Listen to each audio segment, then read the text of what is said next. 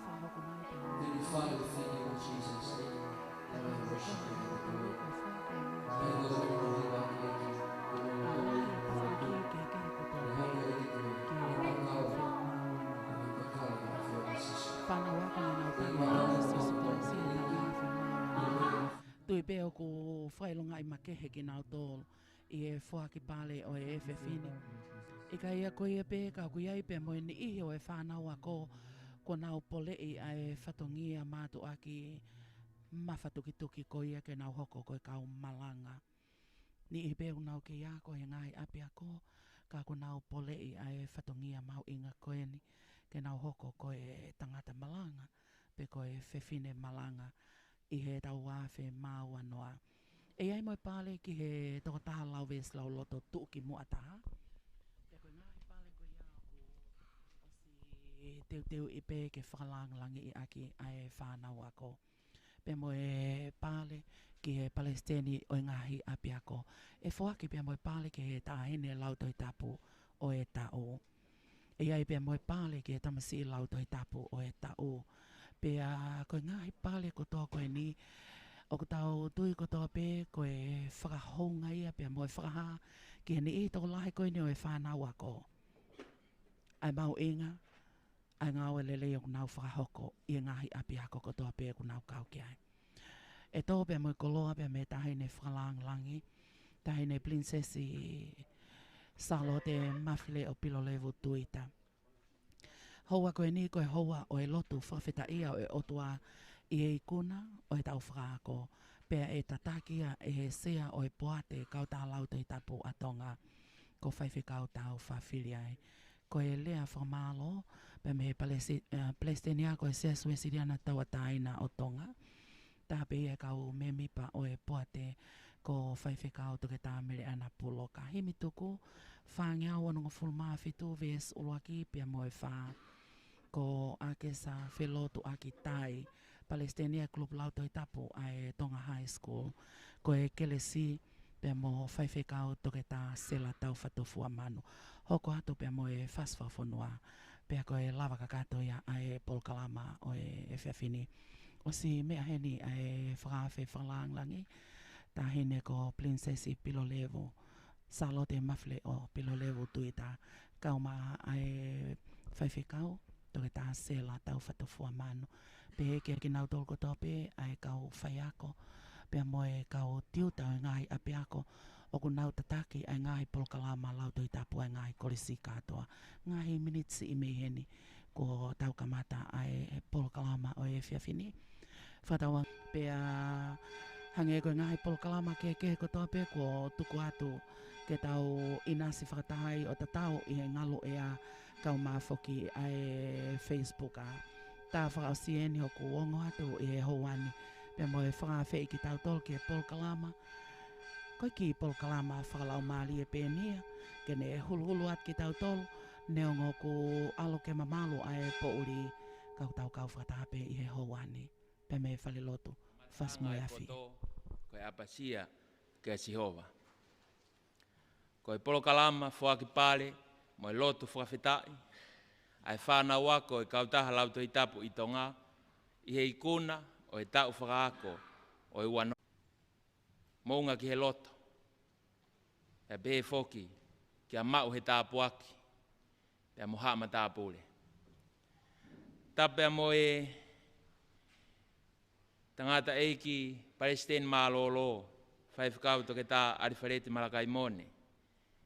Ka e maa whaiwhikau toke tā sela tau whatofua manu, mo e kau me mipa ko toa pē o e poate, o e kau taha lauto hitapu I tonga. Tape mo e singahi mātua tau he whanau, ka e maa e kau whaiako, ka e tau te whito ki he whanau ako e whanua, tau kau whakataha I he polokalama o e whiafu koeni. Tala mo kāpui e tala whakatapu, ka e tāmu a me motu ani e whainga maari e koeni, ke whahoko atu hono whahoko hoko e tau polokalama o e whiafu koeni. Ko himi uluaki e whahoko atu ia e paia whihaki, ko e Palestini ia e grupu lauto hitapo e kolisi kuin Salote. Pakahiri ia te tau hoko atu ki he lau e wholofola, whahoko atu ia e Sonatani waha akolo, ko Palestini e grup lau tohi tapu ai korisko tu pou. Pakahiri ko ia te tau hoko atu ki he lotu kamata o e Polokalamani, whahoko atu ia e whaiwhikau, ai e whahoko atu ia e motuani, tare kita e kautaha lau tohi tapu i tonga. Pakahiri ia te utok lava mai o whahoko atu ai toenga o e tau Polokalama. Ai whainga maari e koeni, kore ke tau kamata ai ngawe anga o e whiawhini.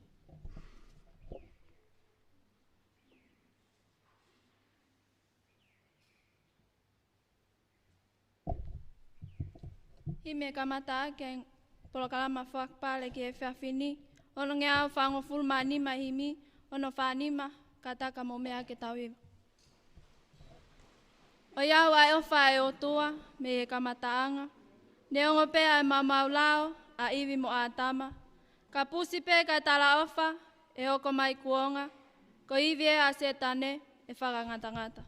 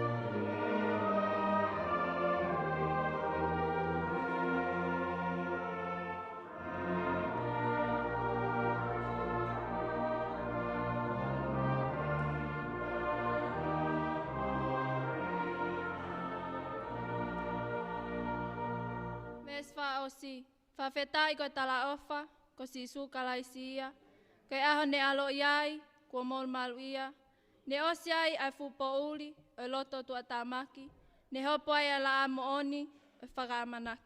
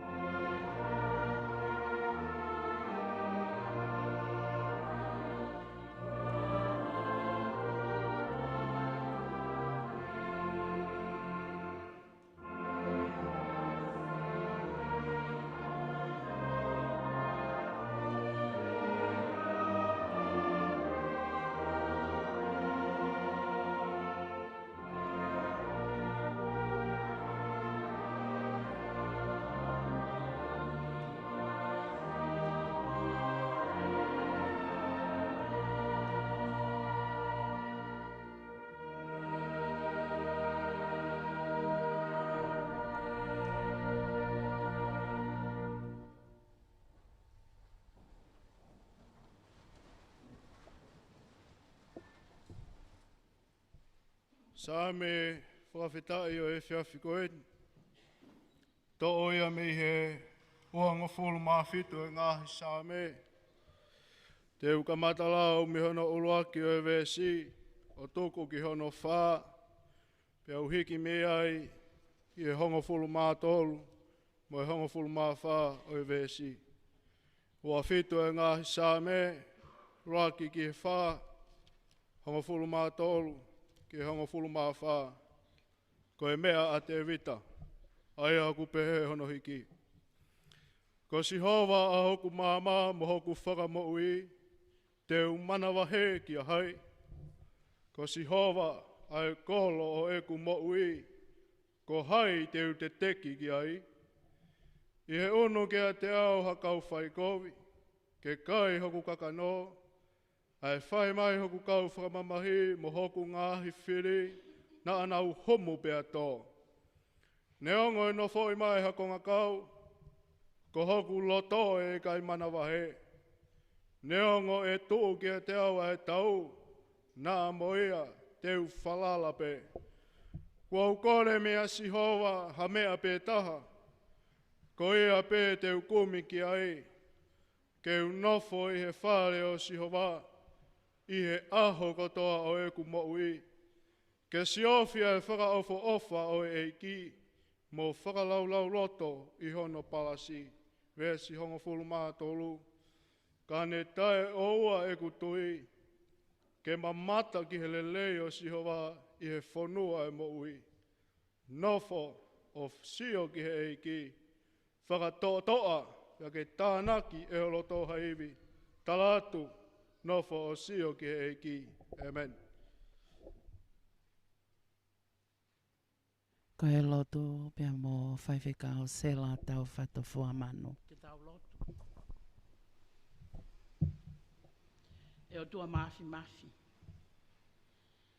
Ai a whiona u tai mahakule a ho whaunga. E whiawha kolo ai. Mau hakai lang tau. Mau patai lak tuku. Talo me ane pōna. O whai mai ane uhuna. O i seuke. Ko hai e whaalea ke lai hono tāpuaki. Pea o mau whamo oni. O ki kai ke mau ke ia. Ko mau kakao. I ho ofa. Tāpuaki o e wheitula a koeni. Ko ke mea ofa ke mau whakataha mai. Ke whale lotu koeni. Ke whaia e hiki mo hapai e whakalangi o tua. Ai whanau koe. Ang mau whakawhetai atu. Malo o kei tu e la ao tonga. O tai tāpuaki. Tahine kuine taloni. Te bega Princess Pilolevu. Koe whakalangi o e ahone. Hou e ki ka o mai kau whaiwhikau. Peke tare kita ka ana potunga e koeni. Mo e whanau koeni, ko nau unu mai, mo e kau whaiako, mo e kau tauhi whanau. Ke hapai hake e mau whakawhetai. Mau whakamalo ke a whiona a ikuna ko ke whai. Pea mau ikuna ai pe. Mau hanga kai ke lava, ke more, he mau whakakaukau, mo e mau manatu. Ai manu me lio e tala noa. O tama ko tau whaahau. Whakawheta. Tua ake a sihoa. Nei o tua ake o rakwha. Pea holo i tounga. O kuwao niu mo whakarewerewa. Ai whakakaukau ko ia mo e tauhi o tua ko ia. Tap moha. Eke ke ata. Hifo ki lolo whanua. To pepe te riake. O gai ki tala noa mo fisi mai ko teria. Ko ato nai si hova pe. O mahino ki ai poto. Pea koe apasia ki ato nai. Ko ia ai poto. Pea koe afe me ko vi. Koe te mamai. Whakawhetai. Ai mawako na. Pea koe tūhulu ko ia ukei. Whakaola. E kau ngau e mo e komiti koeni.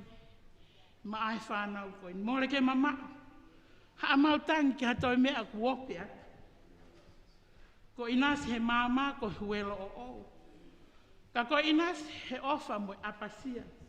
Whai velenga ofa ki a te koe sisu. Ko mea ku ako. Ia Susana Wesley na nea ko i peki manawa. Pea ko i o ka hoko mai e whanau. Pea mau kau toko lahi. Kau whai ako, kau tau i whanau, kau whai whekau. He tūholo ake hono poupou, ke kei hoko pehe atu. Ai ofa o tua, mo apasia o tua, ho mau whanua. Ke tauhi ake mau tolu, pea mo polokalama koeni. Whakaai mai mau ngai hori kotoa pe, pea mau whakawhetai atu. Ko hai to ere ai ahoni. Ko fia mo whakawhetai atu, he mo ui ho awhio. Pea ke whai me alawa ma e tau tangatani, ka ua ko mau ausia. Ai pirikimi mo i whanua tai ngata, ke teu ma mau tolu na mau whanongo ki ai ahon. Ko hai ke i whie nofo i māma. Tangi ho mau loto, ko he wani ho mau aki. Tā puaki, ai whiu hea ngāni pēo mau fuaki atu e toenga o i whatongi ai whiawhini. Whai ho mau tā puaki a Clive o alo. Tā ko ia ho mau whakamu ui. Amen.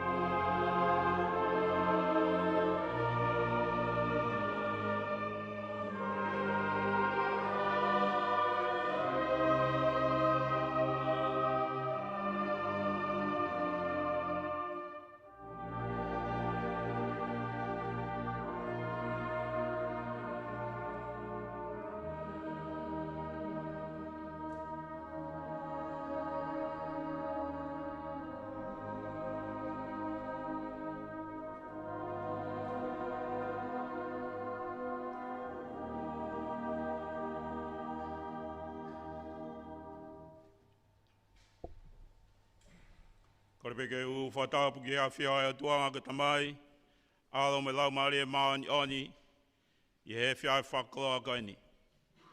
Whatapu ki he potu taup tapuni. Ko whai no whatapu i ke whaia e tau lotu me whaka ka whiangai maani oni ko tau otua. Whatapu at ki he tahine e princesi, Charlotte Mafreo Pilorev Twitter. Pea e whatapu, lai saani tupou. Pea e whatapu, ki e tare kita e pot ngau a whawhine, se a e poate, pehe ki he takon pure korisko si a tau tai. At whoka e whatapu heni ki he kau tau i whanau ko tau ape, kau maa, ak moto ko tau lo nuku i he malu o Sayone, whas moia fi he whiaf koeni. Katoa ko ukore whamore atu kai o mai ki whainga maari e koeni, ke whai mua ai ki rea taritari o ngau e anga e whiawhini. Aho ni whoki kai aho iau whemo e ki na ai ai whonuani. Ko hiko no whakamanatu o e aho mahu inga. Ai aho e whakahifo o e uak wha. Ka koe kaimeri o tonga. Koe whaluti o tonga i ono poni. Ka koe māmaloa lau maire o e haa karistiane. O i kai he Pasifiki pe kai tonga. Pea kou tui koe ahoni, koe aho iau ku mahu inga ai ki he tonga koto ape, he kua tatarang e puronga. Kai awa mai ai matapao i tāni ti, ke tau sio mea whakaofo i he lawa e o tua. Moni pe lawa e sa me whitunga fulu maua, Elohimi, whaki ki o tu i ai halanga whakamau. Io, e alo e o tua, ke alo mo tua tu i a ho whai totonu. Ke ne whakatonu tonu, maoni oni ai ngahi mea, lawe i pēna i kai koha a ho whai ngā marian kia te koe, he nai lahe ngahi whemo e ki nā, ka mata pē me he o wau, ane hengina, whai mai ke hoata, nai kaha taimi ke mau, ha whakawhia marie. Ka koe whiawhine o toi ui koe, he whanau kau tahalau toi tapu, ke a whetau lalo ka ke mea mai. Ko hui ke whakalangi i, a ki katoa ngā vai, ki katoa ngā whakatau eni, ko hoko ia, ko pupunga mo ui pe mai whanau, ke whai e tāte whito me yama, he koe ngā ue o mau inga. Ke whakakoloa, ai ngā ue koe au whai kia hono tala ki ai, koe apasia o tua, koe tala whaunga ia, mai tau tupu o tonga hea honi. Pea umautui, i he whiaf koe ni, kua ke mea mai, ko hui koe koloa mahu inga kua inasi ai, ai whanau o whanua he ngahi ahoni.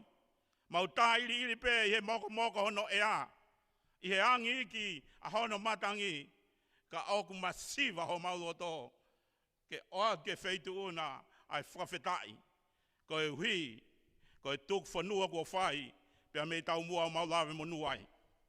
Koe a koe whiaf koe ni, o kai hare ai ai whiunga pe tau, ke whai atu ake ai taritari, loto maa whana koe ni, ko hui ko ho mea mai, pe aku honga ia ai ai tare ki tā, honga ia ai e kau ngā ue, honga ia ai e whana wako kotoa pē, ko ho kei whie omi ho taimi, ke mea ngā ue ake hiki klub koe ni.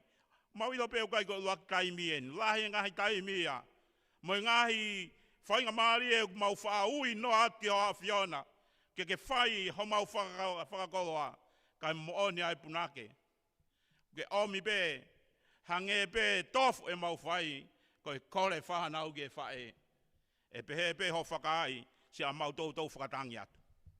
Hoko e whiaf koe ni, koe whakakoloa e kating mau tau, pea pehe mo e tai loro maa whana ke kau whakaaf kotoa pē.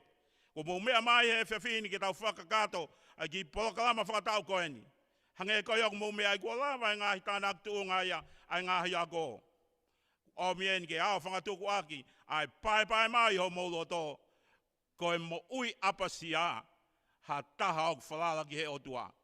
Pe au hiki ai ho nau ni mai a honi, koe valunga fulu peo e pese te nau whai ki ai. He ok malama pe ia e whanau ako, ke nau ukuwhi ai foi e liri ko ia, nei kei tonu mea, ke hoko ia, ko nau kahoa koula ki he kahau. Na whakalolo ai whakauhaa e whiaf koeni, ka kua e whakatawange, ke hoko mua e kātoanga e whiaf koeni, ke polata agi ai merino, pe mo whiof whani, tua whatu. Ko e lea talitali pe mo e tiuta me kolisko tupo ko ofana paa.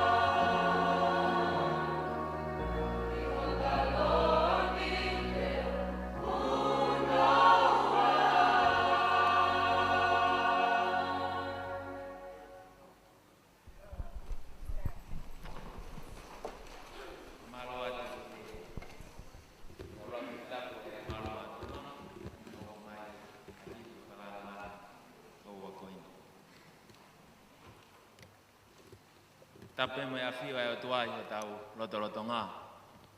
Tapo atu tahine princess, Charlotte Mafle o Proleb Twitter. Ko kore ke ufamalmalo, e tala fatap kakato ko a faki, ka tamu ai whainga maari e koini mo ki motu atu ani, ke whahau ko atu ai whakamatala whakatau, ki he ngā ue, ai kautaha lau tohi tapu o kwhai e whonuani. Tautu koloria mo whawhitai ke eiko sisu kalaisi, tau lamhau ko ne whai ma ki tau tolu, tau wau sia e whao singa e tau wanoa. Ko e tau eni, ne lahi no ngahi pole, ko hi ko e hoko ai COVID tahi wa. Ka ko e taha pukeni ha tau, mohu keresi, mo mohu tapu akla, nofo o sio ke eiki. O poupou ka kato e kautaha lau tohi tapu, ke ngahi sias wa kalistiani, kotoa pehe o tongani. Ai aku me mi pai, ai whana wako e kautaha lau tohi tapu. O poupou ka kato e kautaha lau tohi tapu, ke kavinga wha konferenisi, ai sias koe siriana tau taina o tonga, ke tau wha konferenisi lolo tonga. Ai aku te he, lau maari e maoni on, whakafo ou ai tau tupu. Pea kua lahi e ngahi ngā ue, kua ngā ue, he kautaha lau tohi tapu, i he turi fua, ke kavenga wha konferenisi, lau maari e maoni on, whakafo ou ai tau tupu. Pea ngahi ngā ue kua lava, i he tau wanoa. Koe malanga whakaawa mo whakatapui e kau maulakanga wanoa. Nai whahau ko he Palestini ako, whai whakau toke tāmere ana puloka, i he ahu wanoa o Februari, o e tau wanoa, ai malanga whakaawa. O e kautaha lau tohi tapu, mo ene ngā ue ki he tau ni, whakataha ia pia mohono whakanofo, o e kau maulakanga ki he tau ni. Aia ka kau me mipa e kautaha lau tohi tapu, me mipa e poate e kautaha lau tohi tapu, ki he tau wanoa, ko e sea, ko e whaiwhekau tau whiwhiriai. Tokon sea e poate lahi, whaiwhekau, toke tā e neri tariai ni me tōru. Yak me mipa ai, whaiwhekau toke tā ariwharet malakai moni, whaiwhekau toke tā tūkulot kātoanga, whaiwhekau toke tā sela tau whatofua manu, whaiwhekau toke tā mariana pulok, whaiwhekau le seri toi fok ki Australia, whaiwhekau e tlati vai nuku, pasta pensimana ka ola tonga, tānia lauman rupe tupou, lo sena whatai, tānia la sila, komis vihaki, ofa nāpa, whakawānoa, ana moko ilomu, o kau laine vāwe. Ka kau ngāwe ofisi e kau taha lau tohi tapu, i he wahi whanua tonga tapu, koe tale ki tā, whaiwhekau pensimantonga, sekretari ko whakawānoa. Tokon sekretari a kau laine vāwe, sione tā whoro mo sione manu. Tokoni mai whoki ai pia mo oloka vaea mo ane owa.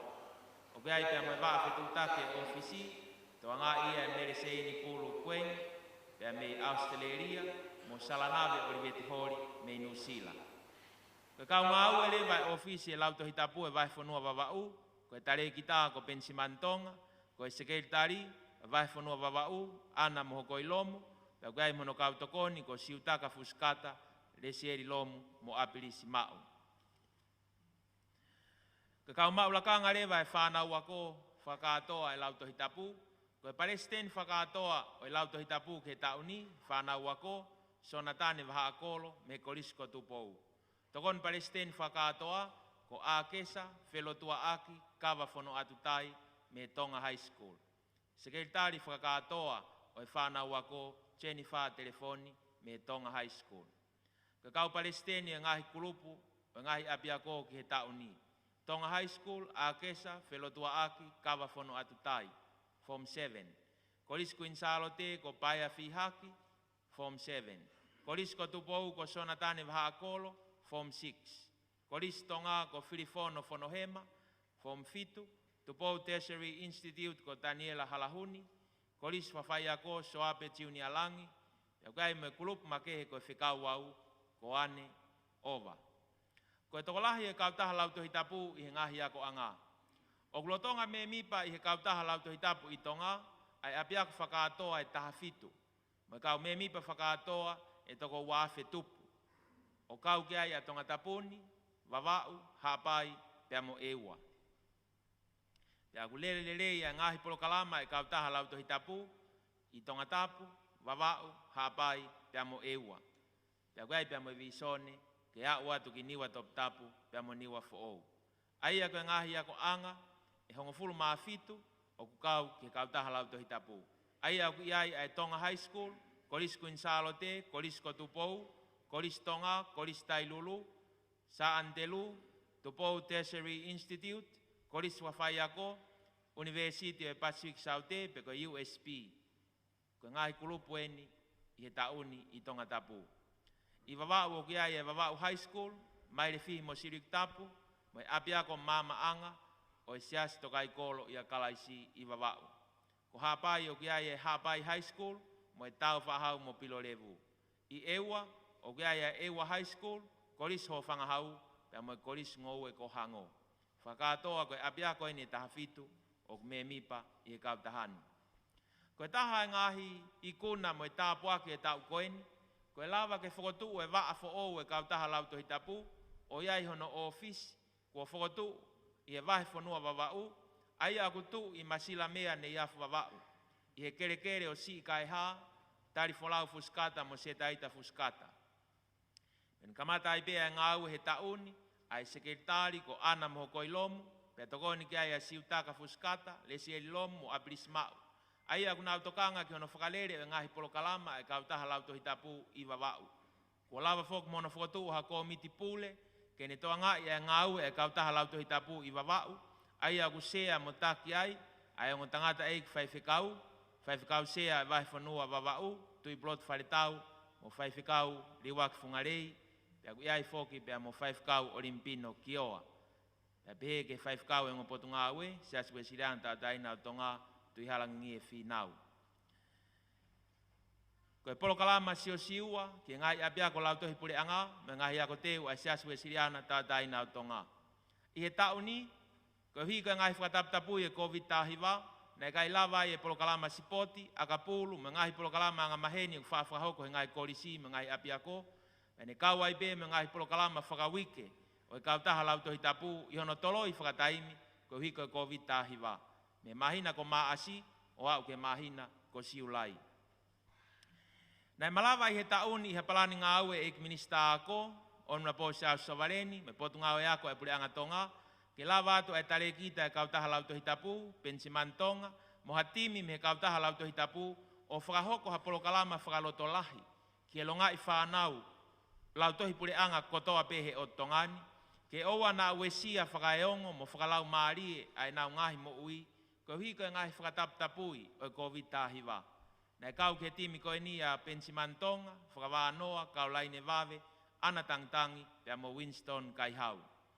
Whakahoko ai polokalama makehe ko ni, i whengau ea ke me ofisa ako maalunga, ko te vita kalafton latu, wakamahe, solosiare, mo losaline siri.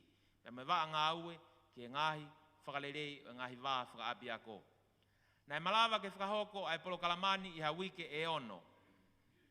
Aia koe ahi atu ia e kautaha lautohi tapu pe koe Scripture Union ki e ngahi lautohi katoa i he otongani. Nai lava atu aia e polokalamani ki he lautohi pule anga e whaafitu i tonga tapuni. Aia koe ongo lautohi pule anga e ua, me ongo motu ko atata mo eu eiki, na mawau atu ki ai, whakataha ki ai pe amo ngahi, apia ko lautohi pule anga e whaafitu i tonga tapuni. Nai to e mau foki me whainga maarie, ki ngahi ako teu e walu, ai siasu e siriana tau ataina o tonga. Pea koe aho ni, ko lava, ai ahi, ai kautaha lautohi tapu, ki apia ko lautohi pule anga mo ako teu e nimango fulu maafitu. Pea ko lava fo ke fuake atu moha mea ofa tohi tapu, e nimango fulu maafitu, ki e katoa ngahi office whakapule ako kotoa pe, o e ngahi lautohi pule anga mo e ngahi ako teu. Ke tauhi whakalau maari ake e kau whai ako mo e whana wako, e ngai apia ko taktaha. O gai e whakamalo ke eki minista ako, Siau Savareni kai mai CEO, Dr. Tankina Steen, e whainga maari ke whingawe aki mo e kautaha lautohi tapu. Ko e polokalama aptanga e kautaha lautohi tapu ki he tauni. Whawhatai ke eki e tataku o whakahoko, pia malawai ke whakahoko ha aptanga lalahi e ua ai kautaha lautohi tapu. O whakahistoria, ko e fuafua tai mieni, ke whakahoko ai ha aptanga e ua, o hoko ua bea o aptanga koe ni, aia koe aptanga uluaki, koe aptanga ia, ki he whanau ako form nima ki he fitu, wa a te siare me wa university, ai ana e whahoko e aho taha wha ki aho taha ono a kosi. Mo e aptanga ki he whanau ako form taha ki he wha, ko e aptanga ti mo te, ai ana e whahoko me whalaite ua taha, ki he sāpate ua tolu o a kosi o e tauni. Ko e ongo aptangani, ne whakatou whakahoko peia ke apsias we siriana tau tai nau tonga e whas me awhi atungi, te mo e apia ko te siare ko tupou. Te whapai atu e whakamalo lahi, ke wheitu ona tahine princess sa alo te mafleo plerev tuita. Kai umaa e tangata ek whai whikau, Samson Tuyaki, mo e kāinga lotu e whas me awhi atungi. O mo tali lelei ke whakahoko mai e aptanga ki o tau potsia sini. Te pe whoku me whakamalo ke toke tā unga te akata, me kau ngaue o Tupou Tertiary Institute i e tal lelei ai kau taha lauto hitapu ke nau ngaue aki ai apia ko ki he polo kalama. O kai whoku me whakatoa ngā i heni ai fia ke whakahounga ai whengaue aki na e whai me potu ngaue mo ui ke ek minister mo ui toke tā Ameria afua amango tui pulotu kai o mai CEO o e potu ngaue mo ui toke tā siari a kau ola i o mo whakaata mo whakangofua ke whakahoko ai polo kalamani. Whataha ki ai me potu ngāwe polisi, potu ngāwe ako, potu ngāwe ngahi ngāwe whakalotu whanua, potu ngāwe kastomu mo e tānak tuku hau, i e ngahi whingāwe aki nā tau whakahoko o malawai ke whakahoko lelei ai aptanga ai whanau ako. Nai kau mai ke hongo aptangani ai whanau ako whakatoa e toko tahawhe valungi au tupu. Toko tahawhe valungi au tupu, ne nau kau mai ke aptanga o e tauni. Ne malawa fok ke whahoko pia me polo kalama tanumaki ma e whanau ako, o ngawe ake a interneti pia mohono tūwhātu e ngahi tohi tūhulu, ma ngahi tohi tanumaki pia kua lava o whakakato ai whatongia ko ia. Kua lava e aptanga e ua, ka kutoe e aptanga e taha, ai aku amanaki ke whahoko ke vahi whanua wawau, pia whahingo ai ako e aptanga kātoa ki he vani. Ai e whahoko i he whalaite taha taha, ke monite taha whao ti sema wanoa. E whahoko e ke korisi mai le whi mo siriku tapu, ka e umaa e wharelotu lau maari e maa oni i nei afu wawau. Whahoko e whalau koe ni he pule lulu e wikeni, taki ai a whaifukau toke tā mele ana puloka, whaifukau toke tā hene rita ri ai ni umei tolu, mo e laona, ya mo pasta pensimana ka ola tonga, ka e umaa e ongo me mipa poate ko tānia lau man lupe tupou, ya mo ofa nā paa, ya mo e kau ngā ue, ka e umaa e timi, whafuafua, ko e toko te au, te mau wholau atu ki e vai whanua wawau. Ko e visone, o e whakahoko e ngahi aptanga ki e kahau. O gai e whakaamu ke hoko atu e ngau e whaka evangerio ki e ngahi vai whanua i tahi, ke whakahoko peha nau aptanga i ho nau ngahi vai whanua. Ka e oua te nau to e lava mai ki tonga tapuni, e whaiheni hono whakatoka ngai e malu e whewholau aki, mo e whewhanonga aki, ke whapapau i o kai ki aha whaingata e hoko. I e waha wholau. Ko ia kia ia e lotu me hufia, i he tau wanoa ua taha, ka pau ko e whinangalo ia eiki, ke whakahoko ha aptanga e kau taha lauto hitapu, ma e tautupu ko ia o no muka i haapai. Pia ke whakataha mai kia ia e tautupu e otu mua mua. Pia ke hoko atu ke kau taha lauto hitapu ki haafewa, whakataha mai kia ia e wahe lulunga. Pia be foki ki ha aptanga lauto hitapu i rifuka, i haapai, ke kau kia ia tongo lereka, ka e umaa ai ngahi kolo kotoa pe i hapai. Kau mai viso ne foke whakahoko ha aptanga lauto hitapu, mai vahe whanua niwa fo'ou, mai vahe whanua niwa top tapu. Pia ka lava tongani, o hoko atu e viso ne ke ngahi vahe whanua ki muri, ko hiko si e tau whanau tonga, mo he tau tupu, o nau i ai. Ko e polo kalama whiohi whakalau maari e kau me mipa o XISCFA. O whahoko e whia whalaite ko toa pe ha polo kalama Zoom i e internet, aia ko e polo kalama whi inasi aki, mo whiwaiwai aki e kau me mipa o XISCF, o e kau taha lauto hitapu i he tapa ko toa pe o tongani pe mo o tumurina. Pia koe aia e whakamalo lahi ka seini quench, i ono whuatutu a e polo kalamani, aia o kutokoni lahi ki e ngā ue o e kau taha lauto hitapu. Ko e polo kalama whuakpare o e ahoni. I e ahoni, o kutau whakahoko aia e kātoanga whuakpare, o i kai ko e tānak tuunga. Ko o whakakato he ngahi korisi ia ai tānak tuunga. Ko e ahoni ia ko e whaki pe o e pare. Ke whakamahino ki he whanau, ko e nau ako. ke hiki mo teke ai langi o eki ko sisu kalaisi. Ko whakamu ke whakahoko maupe i he tau ko toa pe hiri e ngahi kātoanga tānak tu unga ai polokalama fuakpare ai kautaha lau tohi tapu. Ke whakai ai ke whanau ke nau tokanga mālohi kono lau e tohi tapu, pia momo ui ake e tohi tapu, pia ke whakaha sino ia ki tua, i he lelei ai ola e nau wako, mo ngai whenga i he malae o ekademika. Ko e ako, ke whakalang langi ai o tua. Ko e tau ake ni hono wha, hono whakahoko e polokalamani. O whakahistoria e polokalama fuakpare o e tau ni, ko e tō mai me he wheitu una, tahine princess, ai hingoa matapule, ma e kautaha lau tohi tapu. Aia e whakanofo ia ke tokotaha e hoko, ko e Palestine whakakatoa, o e whānau wako ai esi e wha, peko International Scripture Union Inter-School Christian Fellowship ke tau kotoa pe. Peko e tāpuaki o e tau koeni. O whakanofo ai e hingoa matapule ko tō me wheitu una, ko e mau he tāpuaki. O whakanofo ia ke Palestine whakatoa e whanau ako ke wanoa, ko ki talavou me korisko tupou, ko sonatane, teolosia fo ou, waha akolo. Ko Palestine ia e grupu lau tohi tapu e korisko tupou. Kore atu ke mou whaka paspas. Whakawheta i e mau koloa. E tokoni, ke ngaue e kautaha lau tohi tapu. Ko e ngahi vi sone me tau ko osi, pia kua whakakato he tauni. Uluakina ia e visone ke malawa e kautaha lau tohi tapu, o whaki tai totongi hangahi tohi tapu ke whanau wako, o kui kai ke nau malawa, o kumi ha nau tohi tapu. Pia ke kau atu ai pehon o tuwaki, o e mahu inga e lau whakaaho e wholofola. O kutaki mu ai, a leiti lai saane tupou, kai o maa sela la tai la kepa. Pia mo ni ihi, o e komiti, o kunau whakapaanga, ai kumi e ngahi tohi tapu. Pia kumau wholau a ki tāhine o tufa, i ngahi vahe whonua. Pia kutoe tufa whoki i tongani. Pia ku ova hake i ngahi tohi tapu, e uange au tupu, pe toi lahi ange, ko lava whakakato ai visone koini. Tau whaka pas ke eiki.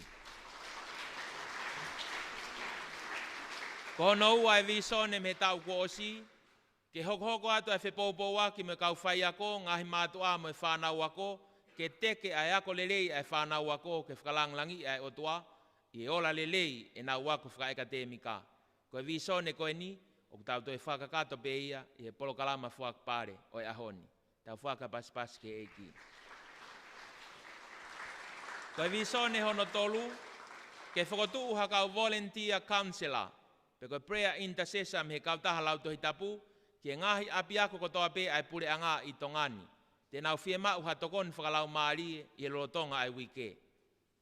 Koe whakawheta i e ahoni, te ke ai ke whakahoko atu ai visone koe ni, ko omi ai kore, me 8 minister ako, mo iako ngā ue ka umai potu ngā ue ako, ke lawange kautaha lau tohi tapu, o whakahoko e polokalama sio siwa, ke ngahi lau tohi pule anga kotoa pe he o tongani. Tau whaka pas ke eiki. Koe whaosi e visone me tau ko osi, ke toi lahiange ha ngahi whounga ke whaai ai e manakoa o e lau momo ui aki o e wholofola e whanau ako. O kulelelei pe a ngahi daily readings, whahoko i he rea Whakabritania ma rea Whakatonga, o ku pāki e mahina kotoa pe. Pako osi mau whoki me nau, kua tuku mai me he tahine kuini na naspau, kai uma 5 kau toke tā mere ana puloka, mo kau lotu ufia o e whonua, ke tokoni ke kau taha lau tohi tapu, ko e tohi o iloa, kua ke mateu teu, ke tokoni whakalau maarie, ke whanau ako mo e tau tupu o e whonua. Ko e ngahi whakamalo, ukouto mua whakamalo ke o tua mafi, e ngau e lahi e tau kafa koeni, i he mo uia e ki tamsi, ma ki tahine taktaha, ko kau mai ke kau taha lau tohi tapu i he tau koeni. Pea pēwho ke ne tataku o whai, o malawalawa i ngahi polokalama kotoa pē ne whakahoko i he tau koeni. Ko e eiki pē ai mea kotoa. O hapai atu whoke ai whakamalo honga ia, ai tūnga mātua mo e whine mātua, whaiwhatongia e kau taha lau tohi tapu. Kai uma e hako tupu o e whonua ke wheitu una. Tahine princess Charlotte Mafleo pro levi tuita. I wa whei tau lalo ka ke mea mai ke whakalang langi, ai ki polo kalama tu a koeni. Maulawe i pe koe mokoi e whare o tupou, i he langa whanua o ku whai, ke whakaivia mo pou a e tautupu e whanua, ki he lotu, mo e ako, ka e tau te whita kono mo ui ake e wholofola ai o tua. Mau whakamalo atu, te amo e whakawhita. O ko atu ene e whakamalo lahi ke eik Palestini e siasu e siriana tautai nau tonga, whai whikau toke tautohi tapu, i he ngahi ako anga o e whanua. E be fok mo e whakamalo ke CEO e potu ngau e ako, mo e ako ngau e, toke tā tangkina steen, i he ngahi pou ko toa be, o ku whai mai ke tau kautaha lautohi tapu. O atu fok mo e whakamalo loto honga ia mo oni, ka te koe leiti i lai saane tupou, ka e maa loto tupou, mo e whamiri. I ngahi tokoni ko toa pe whahoko mai o lawenga monu ai e tau ngā ue. Te au kai pe amanak lelei, i hoko atu e kautaha lautohi tapu i he iwi, mo e malohi e otua. O watu whakene e whakamalo lahi, ki e sea e poate e kautaha lautohi tapu, whai whakau tau whawhiriai pe a mo seini whiriai. Palestine malolo, whai whakau toke tā alifareti malakai mone. Ki a whai whakau toke tā tariai niu mei tolu, pe a mo elao na niu mei tolu. Ki a whai whakau toke tā mere ana puloka. Whai whakau toke tā sela tau whatofua manu. Kai uma a e whai whakau se o ne manu. Tā nia lau manu lupe tupou. Lo sena whatai. Whai whakau e tilati vai nuku mo ofa. Ofa nā paa.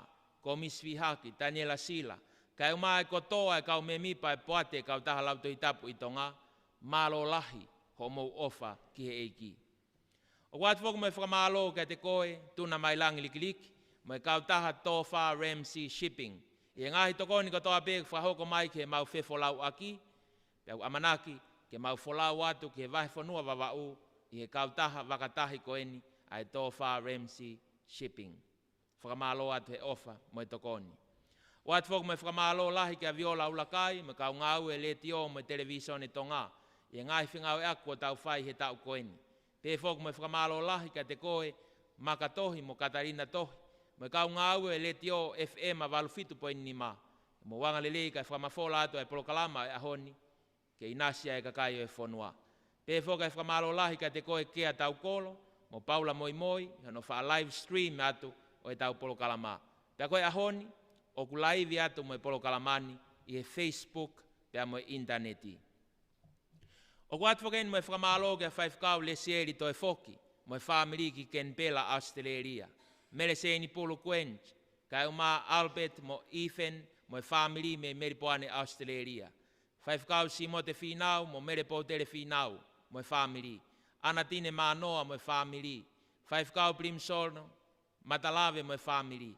Kai uma ki mo tolu ko toa pe me otumurina. Whaipopou a mai e tau ngāwe. Kai te to e lauhingoa, tau whawhitai pe ki o toa.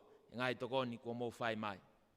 O watu whoku me whakamalo kia o keti a kau ola, pure ako e Tonga High School, whaifkau toke tā asinat sā mate, pure ako e korisku insalo te, whaifkau Alfred Atiola, pure ako e korisko tupou, se kona tui pulotu, pure ako e koris tonga, te vita mau, pure ako e koris tailulu, ana haupea kui, pure ako e saantelu, kai umaa kau pure ako ko toa pe ngahi api ako, o kume mipa ho mou whanau ako he kau taha lautohi tapu i tonga, malo lahi ofa, moi pou. O atu whakene e whakamalo loto honga ia mo oni, ke tangata eik whaifkau sea e vahe whanua wawau, se asu e siriana, whaifkau tui plot wharetau. Whaifkau pule e vahe whanua, whaifkau liwak whungarei. Whaifkau e ngopotu ngā ue, tui halangi ngie whinau. Kai uma a whaifkau Samuela hautau, mo whaifkau Olimpino kioa. Mo kau whaifkau mo e kai ngā lotu katoa peo e vahe whanua wawau. Mau amanak lerei. Ke tau wheilo aki whia i he wike koeni. Tau ange o toa ke ne tāpu kina i pe ai whengau e aki kua tau whai. O atu ene e whamalo lahi, ke tangata ek whaifkau e siasu e siriana o whasmo e awhi atungi, whaifkau Samsoni tuiaki. Ia whaifkau Samiu tukutau, ka umaa whoke a whaifkau Samiu tu ene toa, e tua te mano whetoa, leo pino mafreo. Kai umaa ai se tu atalahi, manu tuiaki, ya mo kai ngā lotu ko toa pe o whasmo yafi atungi, malo ai pou ke motu ani, i he ngāwe o kwhai, ki hako tupu e whonua.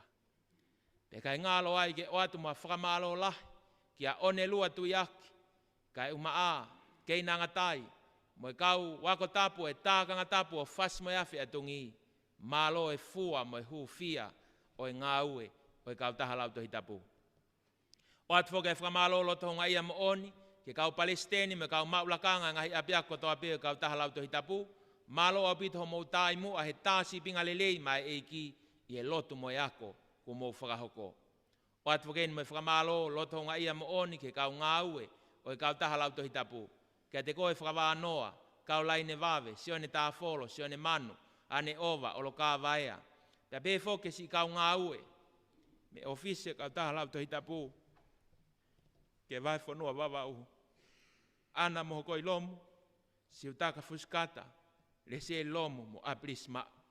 Pea pē foke kia salanave oliveti holi, mo veisinia maftonga ki Okalani, Nusila. Malo e ngā ue, mo e pou ke tau ngā ue. Kono whakao si, o atu heni, mo e whakamalo ke ha taha pēko i kai whakakau atu he whakamalo tu ani. Whamore i ange e motu ani mo e te tō nou. Kai tuku a ke o tua mafi ke ne toku whakakato atu e ngahi whakamalo. Ke ai o tua toko taha i pē, ai koloria mo e langlangi. Lewa e malanga, kau tatau atu. Koe whamatanga whakatao pe Te whainga maali e koe ni. Whai whekao pensi Te mai tau hoko atu ki ha aitemi, pia mei he kulupu lau tohi tapu ai korisku in salote, e nau whakahoko mai ha hiva. Pia ka hiri ko ia, te tau hoko atu lewa ke konga uluaki o e tau whuak pare o e ahoni, ko e whuaki ia ngahi pare whakalanglangi, ki e whanau ako ne nau mau e pesete e waru noa, i he nau ngahi CV. Ka koe whanau koe ni, koe whanau me mipa o e kau taha lau tohi tapu. Ka hiri e konga uluaki, teu mai koristonga, e mo omi ha hiva. Ka hiri e koristonga te tau hoko rewa ke konga hono ua, o e tau whuak pare o e aho koeni. Korisku in salote, e whainga maari e koeni. Malo. Hange pe koe whakatau ke ko whai e whai whekao. Whia mau pe ke whai e whakalangi pe mo e whawhiwhia e o nau tolko tau pe e whanau ko nau lava mea i he taoni. Tatau te whito ki e whanau o ko nau kau ki ngahi kulupu lau toi tapu e ngahi kolisi ka ko nau whai ai ko na ka whakawha o e taoni. O si i loto e whanau ako pe me he kolis kunsalo te ke nau whakahoko ai hiva o e houani.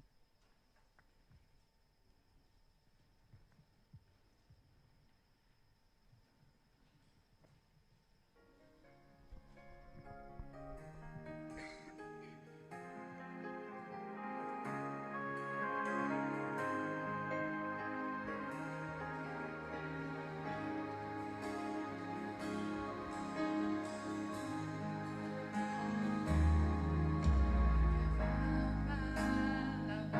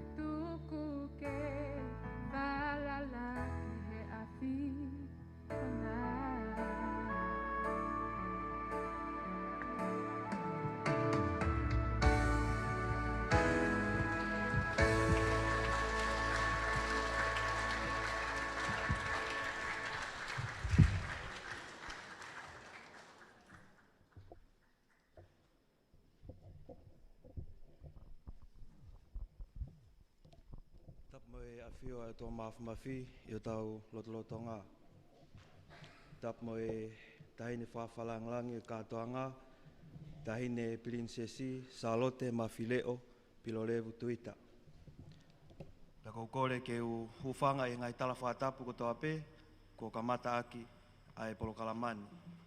Tahine e prinsesi Salote Mafileo Pilolevu Tuita. Ko atu heni ai kore fie matamua ke feitu una, ke a feita ulalo mua, kai whaaki ange, ai ngahi pare, whalanglangi, ki ako whaeka te mika ai whanau wako, e nau mau ai pesete e waunoa ki olunga, e nau ngahi sivi whakapi ako.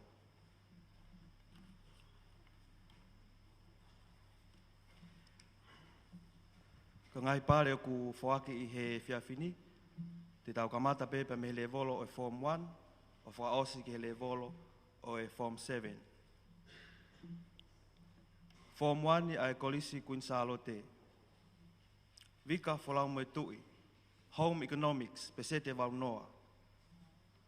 Whaka paspasi.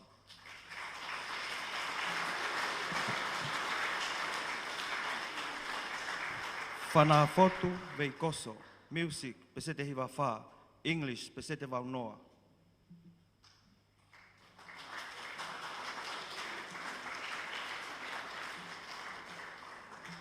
Pe me Form 1 e Tonga College.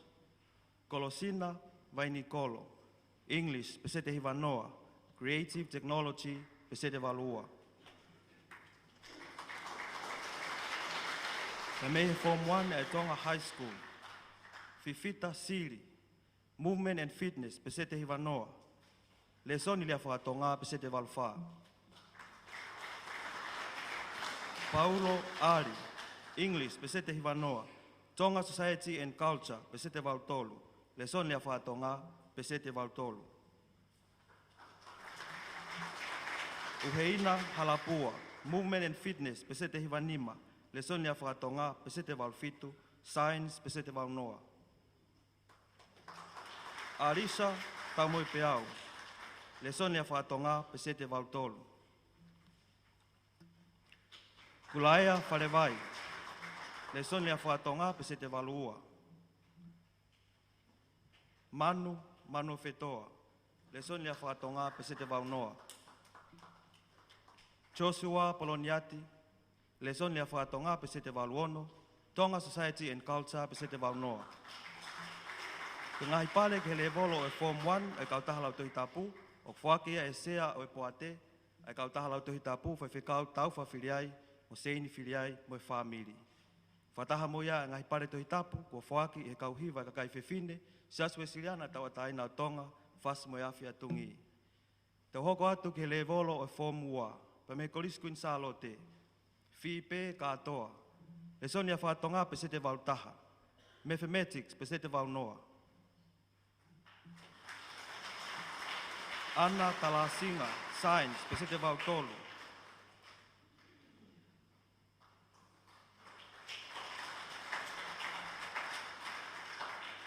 Te amomere, Eleni Leini, pesete valfa e Biblical Studies, pa mo pesete e valnoa i le son lea whatonga. Tau hoko atu ki he Form 1 pa me Tonga High School. Wilamila Fahamokioa. Pesete hiwataha lesoni Movement and Fitness. Pesete valuono lea whakatonga. Pesete valunima English. Pesete valufa Science. Pa me pesete e valufa Tonga Society and Culture. Mere Tovi. Pesete hiwaono i lesoni Tonga Society and Culture. Pesete hiwatolu i Science. Pesete hiwataha i lesoni Movement and Fitness. Pesete valutaha i lesoni English. Pa me pesete hiwafa Creative Technology. Maria Pepa. Pesete hiwanoa i lesoni a whatonga. Pesete valunima Tonga Society and Culture. Pesete valfa Creative Technology. Pesete valnoa Mathematics. Pesete e valnoa i Movement and Fitness. Viviana Koloi. Pesete e valuono Tonga Society and Culture. Pesete valunima Creative Technology. Pesete valnoa Mathematics. Ma pesete e valnoa i Movement and Fitness. Ana Fuko. Pa me Tonga High School. Pese te wau tolu e lesoni mathematics, pa me pese te wau noa e lesoni a whātonga. Ka ngahi pare ke le volo e whomua e kau tahalau tohi tapu, o whakia e tokon sea o e poate e kau tahalau tohi tapu, whai whikau toke tā heneri tariai ni mei tolu, pa mo e laona ni mei tolu, pa mo e whamiri.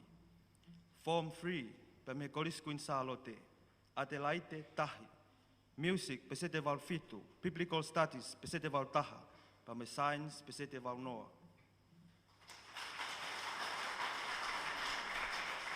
Form 3 pa me Tonga College. So far, whare vai.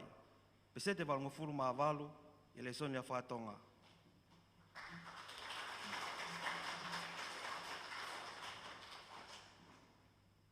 E me koris tonga ai pe, whare lotu palu, pese te wau taha, mathematics. Tau hoko atu ke form tolu, ai ako maalunga o tonga. Aivi, telefoni. Pese te hiwa taha e le sonia whātonga, pese te waluono, pastoral care. Marcelis Otineru, me Tonga High School, pese te hiwa tolu e pastoral care. Science, pese te walu, le sonia whātonga, pese te walu tolu, English, pese te walu ua, me moe accounting, pese te walu noa. Olivia, tupouta anea, tui one toa. Mathematics, pese te hiwa fitu, lea whātonga, pese te hiwa ua. Pastoral care, pese te hiwa taha. Economics, pese te hiwa noa. English, pese te walu ono. Computer studies, pese te walu nima. Pa me accounting, pese te walu ua. Ka ngahi pare ke le walo form tolu, o kau tahalau te hitapu, o whakia e Palestinian ko, e whikau toke tā mere ana puloka, ka koe me mi papoate, e kau tahalau te hitapu. Ka hokat ke le walo e form 4, pa me he kolisi kuin sālote, o tuangu, tilila, mapakai tolo. Pese te hiwa mathematics, pese te hiwa ano home economics, pese te walu noa i science, pese te hiwa noa English, pa me pese te hiwa taha i history. Form 4, ai Tonga High School. Sela whakatawa. Pese te hiwa nima i pastoral care, pese te walu nima i le son lea whakatonga, pa me pese te walu taha i economics. Wauhea whangwhangu. Pese te hiwa ngofulu maa fitu, i le soni pastoral care. E koti pailate, pe me Tonga High School. Pese te walu nima, le soni lea whakatonga. Firinita tupou, pe me Tonga High School. Pese te walu hiwa i economics, pese te walu ono i science, pa me pese te walu tolu i geography. Ka ngai pare ke le volo o e form 4, o e kau tahalau te hitapu, o whakia e whaiwhikau e ofisi, whaiwhikau le sieri te whoki. Whaiwhikau le sieri te whoki, ka mafoki ai whamiri ki Kenpela, Australia. Ta hoka atu heni ke le volo o e form 5, pa me korisko tupou. Sione, maire, mahe. Le soni a whatonga pese te walu fitu, pa me English pese te walu noa. Lātū whanokalafi. Pese te walu hiwa i economics, pa me pese te walu fitu i le soni lea whakatonga.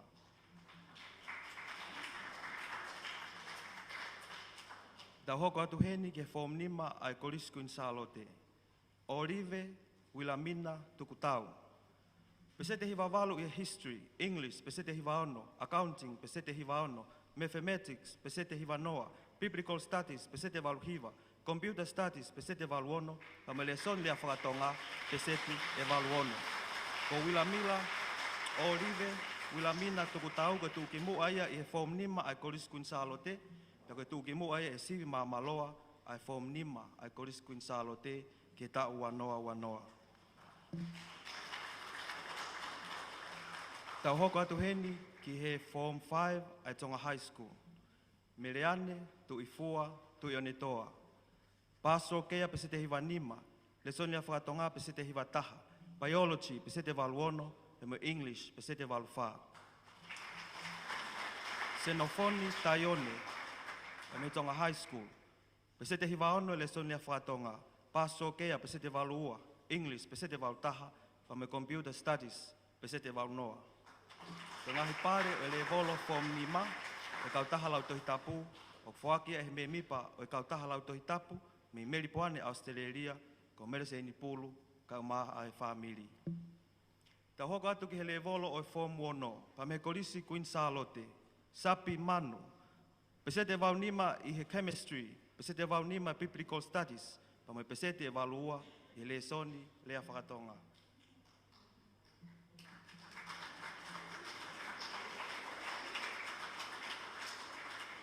Sapi manu pa me kolisi Queen Charlotte. Pesete vaunima chemistry, pesete vaunima biblical studies, pesete evalua le soni lea whakatonga.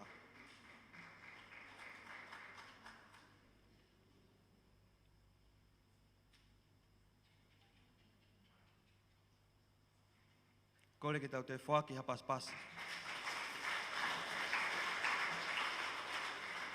Pe mehi form 1 ai kolisi Queen Charlotte, lo saline hala api api. Pesete valua i le soni a whakatonga, pesete valutaha, design technology. Primavera la taila kepa. Pesete hiva tolu i le soni agriculture, pesete hiva taha biblical studies, mo pesete vaunima i he English. Primavera la taila kepa, ka me kolisi Queen Charlotte.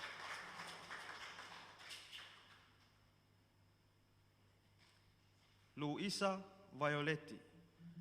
Pesete valuono i history, pesete valtaha i English, pesete valnoa i biblical studies, ma pesete valnoa i le soni lea whakatonga. Luisa Violetti, a me kolisi Queen Charlotte. E seta Kolomalu Noa. Pesete valnoa i le soni lea whakatonga.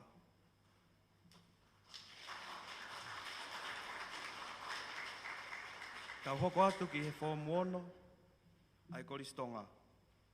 Devita Saints. Pesete hivaua i he physics. Devita Saints pa me he koristonga. Pesete hivangofulu maaua i he physics. Erickson Laume. Pesete hivanima he computer studies. Pesete hivataha i he physics. Pa me pesete valtolu i he lesoni geography. Form 1 ai kolisiko tupou. Wesley Vaipulu. Pesete hivangofulu maataha i lesoni agriculture.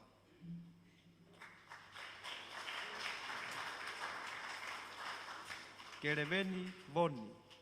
Pesete evaluono biblical studies. Pesete valtolu lesoni lea whakatonga. Setaleki Tai. Pesete hivangofulu maanima i computer studies. Sioeli Siliva, pesete valuono i economics. Ja me whakaose form 1 ai kolisko tupou, Sionatane teolosia fo'ou waha akolo. Pesete hivatolu i computer studies, pesete hivatolu i agriculture, ja me pesete evalua i lesoni geography. Maupa me maamaloa, ma te akili oa, maamaloa lo maire i form 1 ai kolisko tupou. Ka hoko atu ki he form 1 ai Tonga High School. Pane pasa telefoni. Pesete valu physics. Pesete valuono chemistry.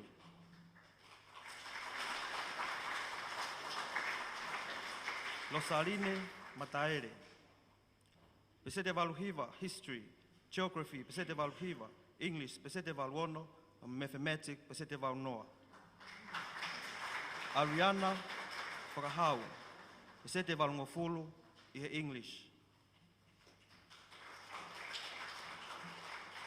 Pensimani Halaholo Vete. Pesete hivanima design technology. Pesete hivaua i physics. Pesete valutaha i geography. Jennifer Telefoni. Pesete valunima i design technology.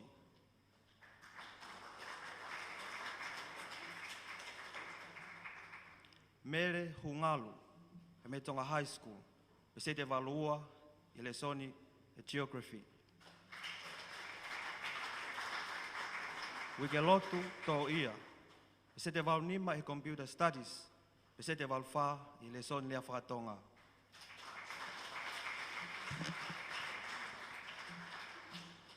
Robinson Maasila, pesete hivaua Computer Studies. Pesete hivataha, Biology. Pesete valu Chemistry. Pesete valutaha, English. Feriwaki, Mokofisi. Pesete valua e Computer Studies.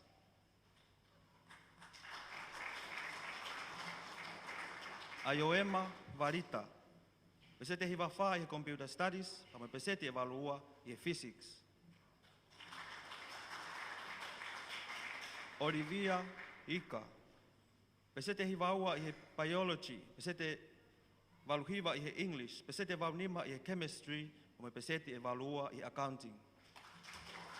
So ngahi pare o le evolo form 1 e kautaha lauto hitapu, o fuakia e me mipa o kautaha lauto hitapu, ko whaifekau si mote, mo mere po tere whinau, o me whamiri pa mi Australia. Ta hoko atu ki he le volo wha osi, o e whake ngahi pare whalanglangi o pōko ni, pa me Form 7, pa me kolisi Queen Charlotte, paea fi haki. Pesete walu wha i Biblical Studies, pesete walu noa i le soni lea whakatonga. Paea fi haki me kolisi Queen Charlotte.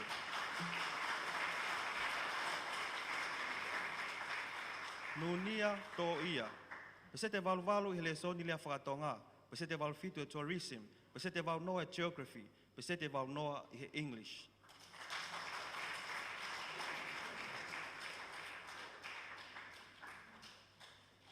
Ka koe whaosi pa me form fitu e kolisi Queen Charlotte, ko Sarah, Kapasano, pesete valu noa e le soni e English.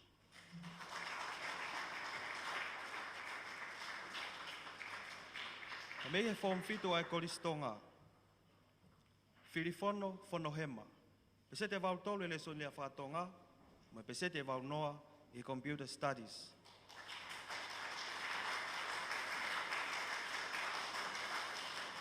A mei he form fitu ai korisko tupou. Alexander Whakawā. Pesete hiva noa i Agriculture. Lolani tauwhi ulungaki. Pesete hiva noa i he English. Pesete valfitu i statistic.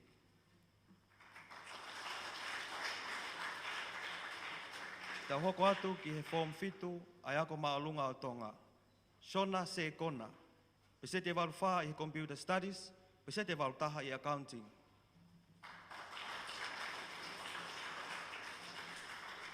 A kesa, whelotua aki, kawa whono atu, tai. Pesete e valutolu, Computer Studies. E malata, liki afu. Pesete hiva noa, i Computer Studies. JPS, tupou oho mohema. Pesete valuono, i lesoni, History. Form fitu, ai Tonga High School, JPS tupou oho mohema, pesete valuono i History.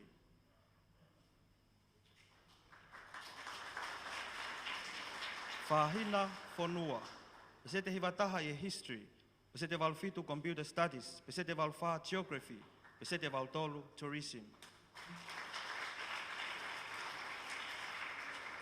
Ia koe wha osi ko Elisa Pesi ko loa matangi, pesete valunoa i Computer Studies. Koe ngahi pare o le volo form fitu, o e kautaha lau tohi tapu, o kwhaki e me mipa kautaha lau tohi tapu, ko Reverend Plimisolo Matalave, pa me whamiri me Brisbane, Australia. Whamalo atu ke feitu una tahine Pilinsesi, Salote mawhileo pilo levu tuita. Koe ngata anga ia o e konga uluaki o e polokalama whaki pare, whakalangi-langi, ki ako whakaeka te mika ai whanau ako, i e nau ngahi CV, i ngahi api ako taktaha. Hoko atu ai ki hiwa pia me Whainga maari e koe ni, whanau ako watu e e ki koristonga, koristonga. ki whahoko mai, haai te makau tolu, i e whiawhini. Malo. Pea kahiriang e ai ki hiwa pia me whanau e koristonga.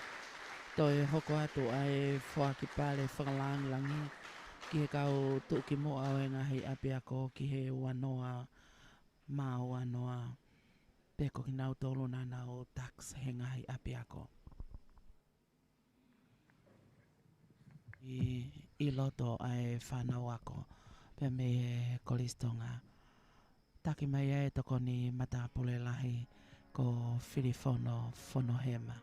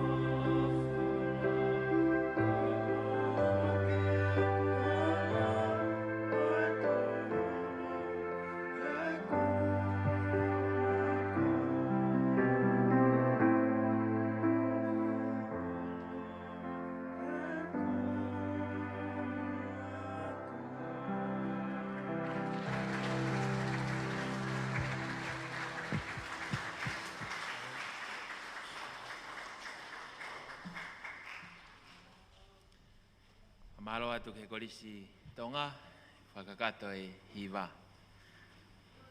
Whai ngā maari e koe ni o ku te whai whakatange atu ke whaituona, tahini princess, Charlotte mafleo pio lewe tuita, ke a whaitau lalo, kai whuake nge mua e konga whaosi, o e tau whuake pare o e aho koe ni.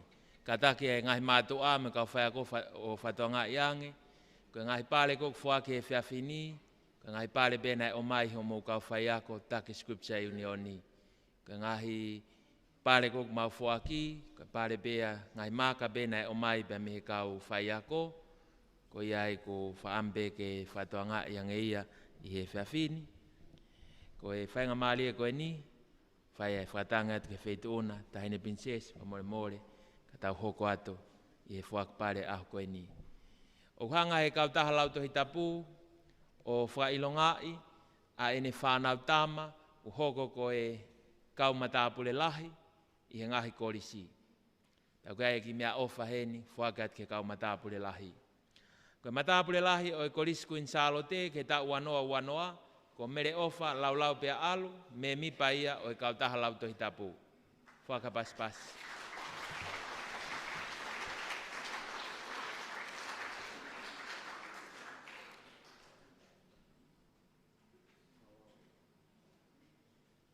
Matapule lahi o e korisku in Salote, mere ofa lau pea alu. Ko matapule lahi o e korisku tupou, ke tau wanoa, ko te vita tolu. Me mipa o kau taha lauto hitapu.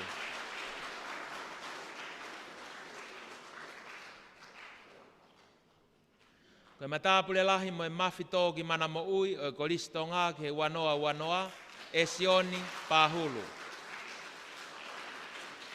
Me mipa o kau taha lauto hitapu. Koe matapule lahi whewhine o e ako maalunga o tonga ki he wanoa ko alunga tupou. Me mipa o e kau taha lauto hitapu i tonga.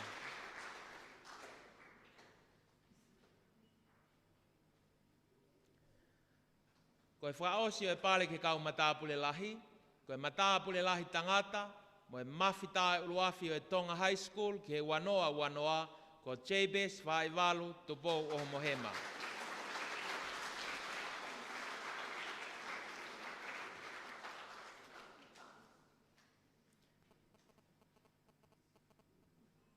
Matoanga iange ko ngahi pale ko ni, whakataha mo ngahi kato tohi tapu, gai pia mo ngahi kolosi. Ko pale e whake e pule o Friendly Island Bookshop, sela la taila kepa, kai umae whare tohi, Friendly Island Bookshop. Tau hoko atu ke he pale whalanglangi o hoko, ko pale ke kau whikaua whakakatoa, i he ngahi korisi, i he tau wanoa. Me he kau taha lau tohi tapu, ko e Proxim Associate o Kolistonga ki e wanoa ko Siaki Masalu. Me mipa o e kautaha lauto hitapu. Ko e hoko, ko e Proxim Associate of Tonga High School ki e wanoa, me mipa e kautaha lauto hitapu ko Ane Pulotu.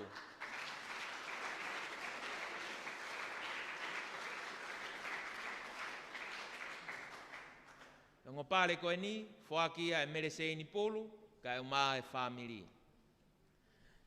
Tau hoko atu ki he pare ko ia koe kau tuuki mua, kau me mipa, i he kau taha lau tohi tapu, ne nau hoko koe tuuki mua, i ho nau ngahi api ako, i he tau wanoa. Olo aki koe tax, o e koriskuin Salote ke wanoa, senorita Fraus Folau. Tax, o e koriskuin Salote, me kau taha lau tohi tapu, senorita Fraus Folau. Koe hoko, koe takso e korisko tupou ke wanoa, me he kau taha lau tohi tapu aipe ko Suriasi Whakalolo. Me mipa o e kau taha lau tohi tapu. Suriasi Whakalolo, korisko tupou wanoa. Koe hoko, ko e tax mo e tuki mua e koristonga ke wanoa, amanaki taulahi, me mipa o e kautaha lautohi tapu. Tax o e koristonga ke wanoa, amanaki taulahi, ta ko e me mipa o e kautaha lautohi tapu. Ko e whaosi ko e tax o e Tonga High School ke wanoa o ko maa mo ia ke kautaha lautohi tapu. Alunga tupou. Me mipa o e kautaha lautohi tapu. Alunga tupou, tax o e Tonga High School, mo e mataa pule lahi whewhine o e apiako, na ne maa ufoki pia mo e pare ko e best all round, o e ako maalunga tonga wanoa. Alunga tupou. Ngahi pale kua whaaki ke kau tax, ko e kolosi, whakataha pia mo e nau kato tohi tapu, o kia e tohi tapu ai mo e ngahi nau, prayer journal ke nau ngau e aki, whaaki e pale ko ia he Palestini ako, whaiwhikau to ke tā mere ana puloka. E tau hoko atu ke ngahi pare makehe, e whanau ako e kau taha lau tohi tapu, ko e whanau ako ko nau hoko ke tuunga ako naki, mo e lot whehui, iho nau ngahi siasi, i he ta wanoa. Ko e uluaki, ko ākesa whelotua aki kawa whono atu tai, Tonga High School. Siasi we siriana o hou makerikao. Whai lotu, ko e akonaki, i e siasi we siriana hou makerikao. Ko e hoko, ko mere kauhenga me Tonga High School, akonaki, i e siasi we siriana o Folaha.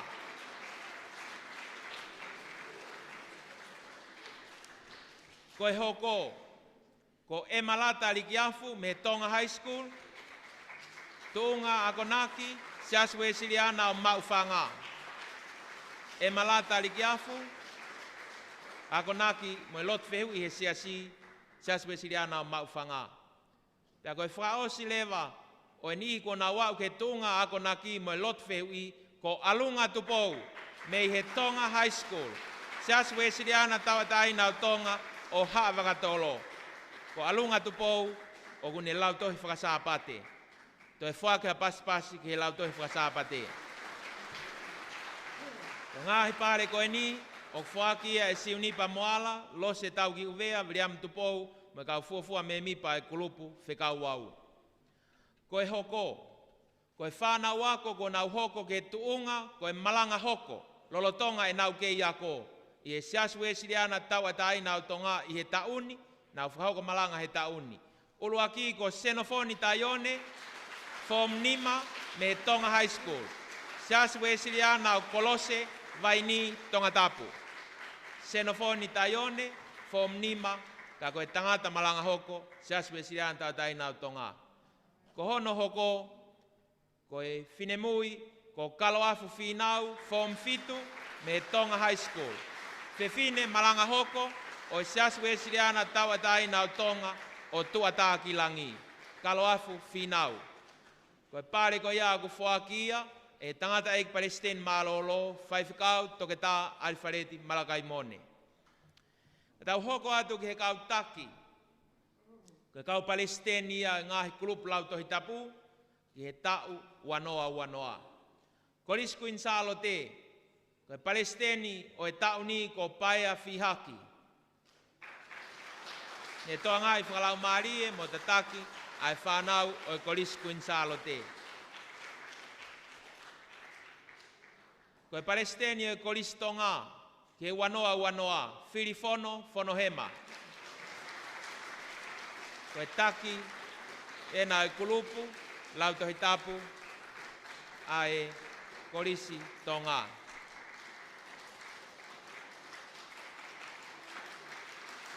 Ko e hoko, ko e Palestini, o e kulupu ko ia ai korisko tupou, pia ko ia kua whakanofo ke ai hingoa, ko e mau he tāpu aki me tahine prinsesi, whaki ia ka Sonatane, waha kolo.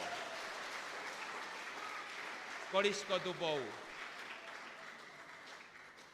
Ko e hoko, ko e Palestini o e Tonga High School, pia ko e taki ia e kulupu ai Tonga High, a kesa whelotua aki kawa whono atu tai.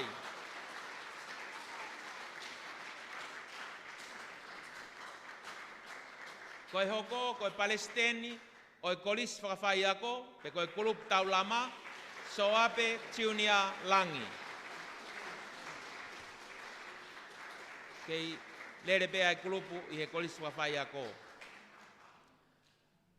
Ko e whaosi lewa e kau Palestini, ko e Palestini a e kulupu whekau au, pe ko e whanau ko nau osi ko ia pea me he ngahi kolisi, Kau kei puke pe ki nau tolu he kau taha lau tohi tapu.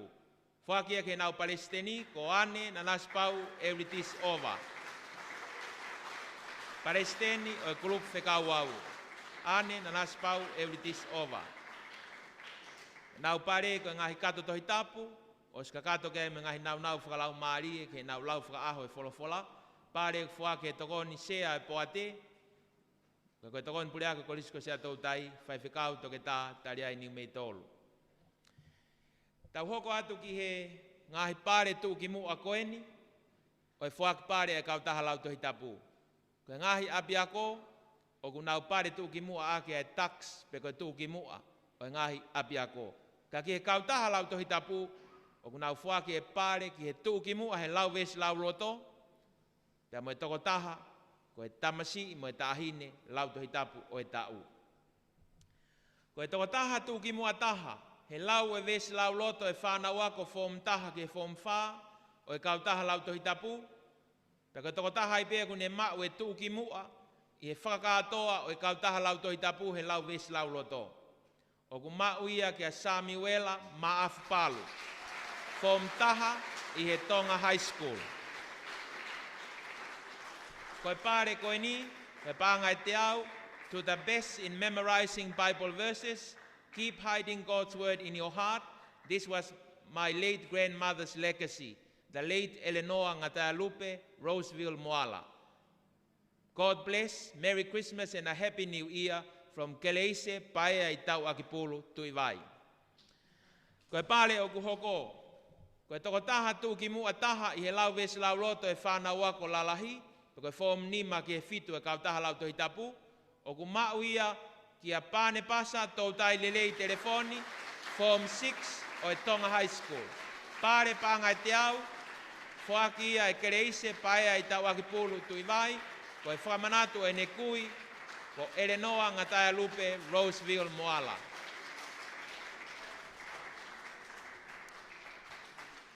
Koe pare whakaosleva, o e whaki pare e ahoni. E tau pehe, ko e taksia o e kautaha lau tohi tapu, pe koe tūki mua ia he lau e wholofola. Ko e tamasi i lau tohi tapu o e tau, wanoa, Scripture Union Boy of the Year. O whaki ia ke a Jeremy Diploma Sefuna, form fitu o e ako maalunga o tonga. O whaki ki ai ai Kolosi, te amo e tohi malanga, a whaiwhekau whare matapule lomu, ko e tohi vete o e ngahi sāme, whakataha ki ai pia mo e pare paanga e tolunge au. Whaki me tare kita ko whaiwhekau e tilati vainuku, pe he whoki ki a mere he psipa te lusa, tā e uruafi e lotu mo e ako pene mau. Pia pe he whoki e tare kita e kautaha lau tohi tapu mo e ofisi. Whaki ia ki a Jeremy Diploma Sefuna. Ko e whakaosi, ko e kaunanga, lau tohi tapu o e tau wanoa, Scripture Girl of the Year, o mau ia ke a Akesa, Whelo tua aki, kawa whono atu tai, form 7 o e Tonga High School. Whaki a ke Kolosi, mo e tohi malanga, vete o e ngai sāme, a whaiwhikau toke tā, whaiwhikau whare matapule lomu, mo e pare pānga e tolunge au, e a whaiwhikau e tlatu vai nuku, mere he psipa te lusa tā ruafi e lotu mo e ako pene mau. Ia pe foki, ke tare kita mo e kautaha lau tohi tapu. Taine princesi, gai pepea mo e ki pare heni, e whakahonga aki e kauwifi, nau pou lahi taha ke kautaha lau tohi tapu, pea koe whoaki ia, ke a Daniela lolohea manu, mo e kauwifi, a e ako maalunga o tonga. Ko e kato tohi tapu, o whakanau, e ngawe aki, whakalau maari e. Whakamalo atu, taine princesi.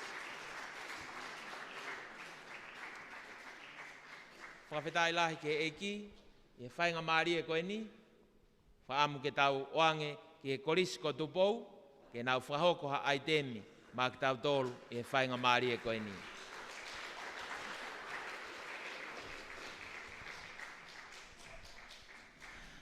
I loto ai whanau ako korisko tupou i e taimini. Taki mai ai a Sonatane waha akolo. Ko ia ko whakakahoa aki ai kakala koe ni Hange ko ia ko tau whanongo ki ai i e pōni. Pia mo e whanau ako. O ku nao kau ki kulupo lauto i tapo. Ai koliskoto po.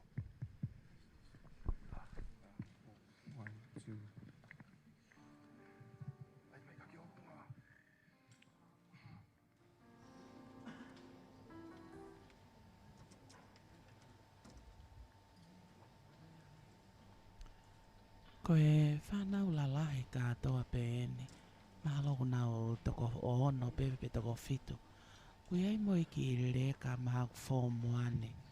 O ku kau he kau hiva ko e nipia mo e kau taha lauto i tapo a toloa.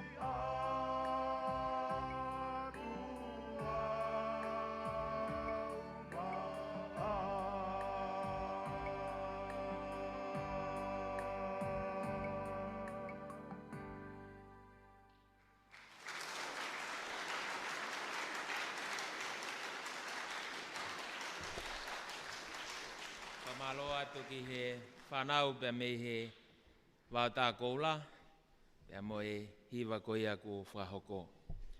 E whainga maari e koeni, whai ai whatangi atu ki he wheitu ona, tahine prinsesi, Charlotte Mafleo pio lewe tuita, ka wheitau lalo, kai toange mua ha koloa, ai ki polokalama, whakapare o e whiawhini. Malo.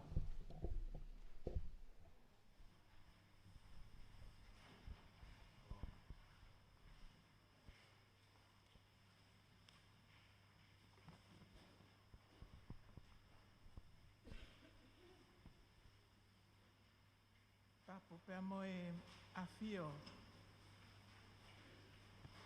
Ai o tua mafi. Oku afio ho tau loto ngā. Pea koe tupu anga ia oi poto. Pea kōkore ke whanga i he ngahi. Whatapu kotoa ko ia kua osi hono a whaki atu he tare kita, o Scripture Union, kai ata mo oku ke whakamonu hoku koloa i he whiawhi maonga koini. Kou whiawhia ke kau whakatamu ki mautoro, sea oi poate, kau me mipa e kau tahalau tohi tapu whakafonua ngahi ako i he whiawhini. Koe siate wholaue, ko mou whanonga mai mo ia i hita uni. Koe tau oi tu mau i he ngahi palo mesi ai o tua. Hange kia te au o pehe ai kau tahalau tohi tapu, koe kau taha mahu inga ma ai kakai o whanua, kau i kai hano tuunga whoki he ngahi a senita ai ngahi whakatahaanga whakasiasi. Pe whatahaanga pure anga o ngahi korisi, o a upe ki he wharearea o tonga.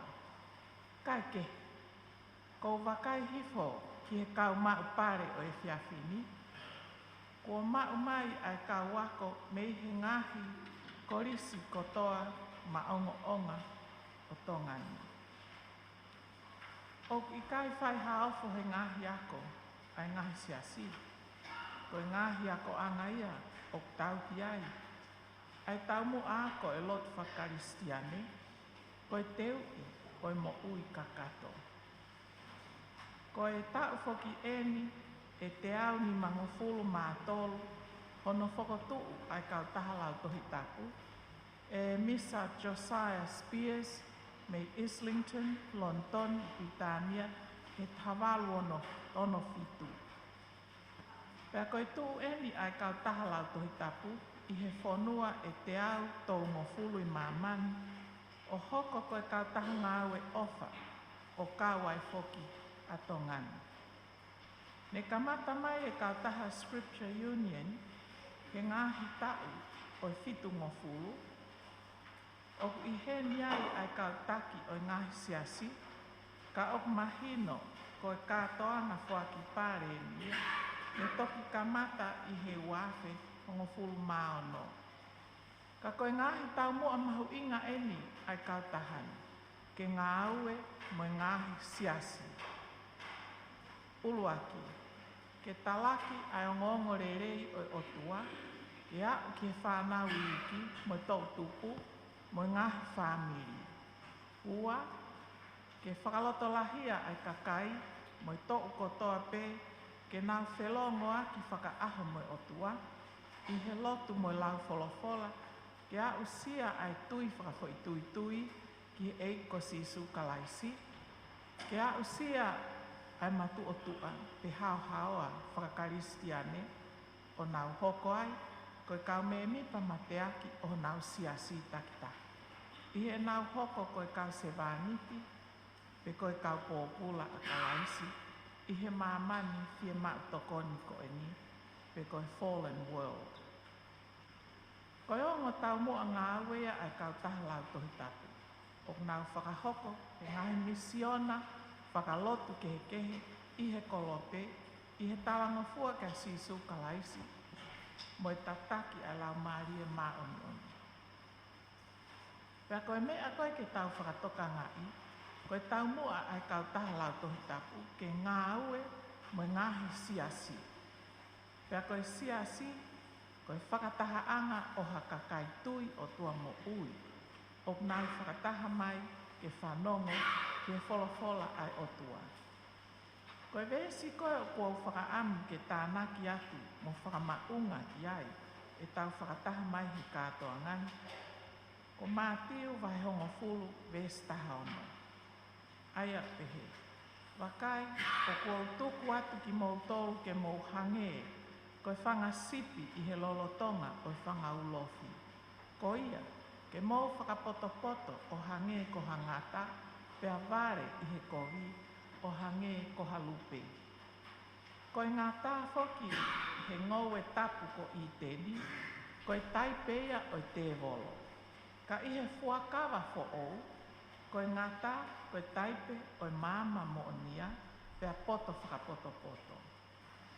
O ki ai lewa I ki hiwa fuoloa whako speri, a rimteki kupu ka umaa, a onelua, I kau whailau tohi whakasāpati a whasmoe afi, a tungi o pehe, ko I pere au a sisu.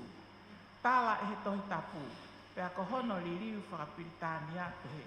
Jesus loves me, this I know, for the Bible tells me so. Little ones to him belong, they are weak, but he is strong. Yes, Jesus loves me. Yes, Jesus loves me. Yes, Jesus loves me. The Bible tells me so. Whanau tau tupu. Koe kakato ia ai ko speri o pureanga o otua. Koe talaki hono o whae ki tau tau e sisu kalaisi I hono tala e he tohi tapu. Koe whai whekau ingilani I loa ko ia I Scripture Union, me he tahiwa tolua ki he tahiwa fitua, koe whai whekau ko Eric John Houston Nash. Nai whakangofua e he sias ingilani, ke ne whakarere wa evangelio a sias ingilani, o ui koe Evangelical Church of England. Koe whakakau-kau a Eric Nash, ki hea koi a lau tohi tapu, moi whaunga ririu ai mo ui, tau te whito ki he whanau iki, moi tau tupu, koe ai ke whai ngofua, ai ke nou, kai mahino, ai whekau ai tohi tapu, ki he tau tupu, o hange koe nau mauloto ai lau koe alphabet, ABC. Koe whakataha atu pē, tau tupu kai malanga, a whai whekau Eric Nash, kone whekau mai. Koe hae whaunga, pe formula ABC, ai liu moi tui kia sisu kalaisi. Koe whaunga ne kamata Eric Nash, koe ne uki ai lau tohi tapu, I he ngahi ako ai pure anga Piritania. Ko hono uhinga, he nai ikai, pe ok ikai pe, kau hare son tohi tapu ia, he silapa ako ai pure anga. Koe ngahi ako siasipe. Ka koe whehu I. Ok whewhe ai ngahi ako ai pure anga I tongani. Oku kau atu ai re son tohi tapu, he silapa ako, pe koe whakotu tau atai na pe mo I kei a ahi atu pe ai kau whai whekau I he ngahi ahi whalai pe.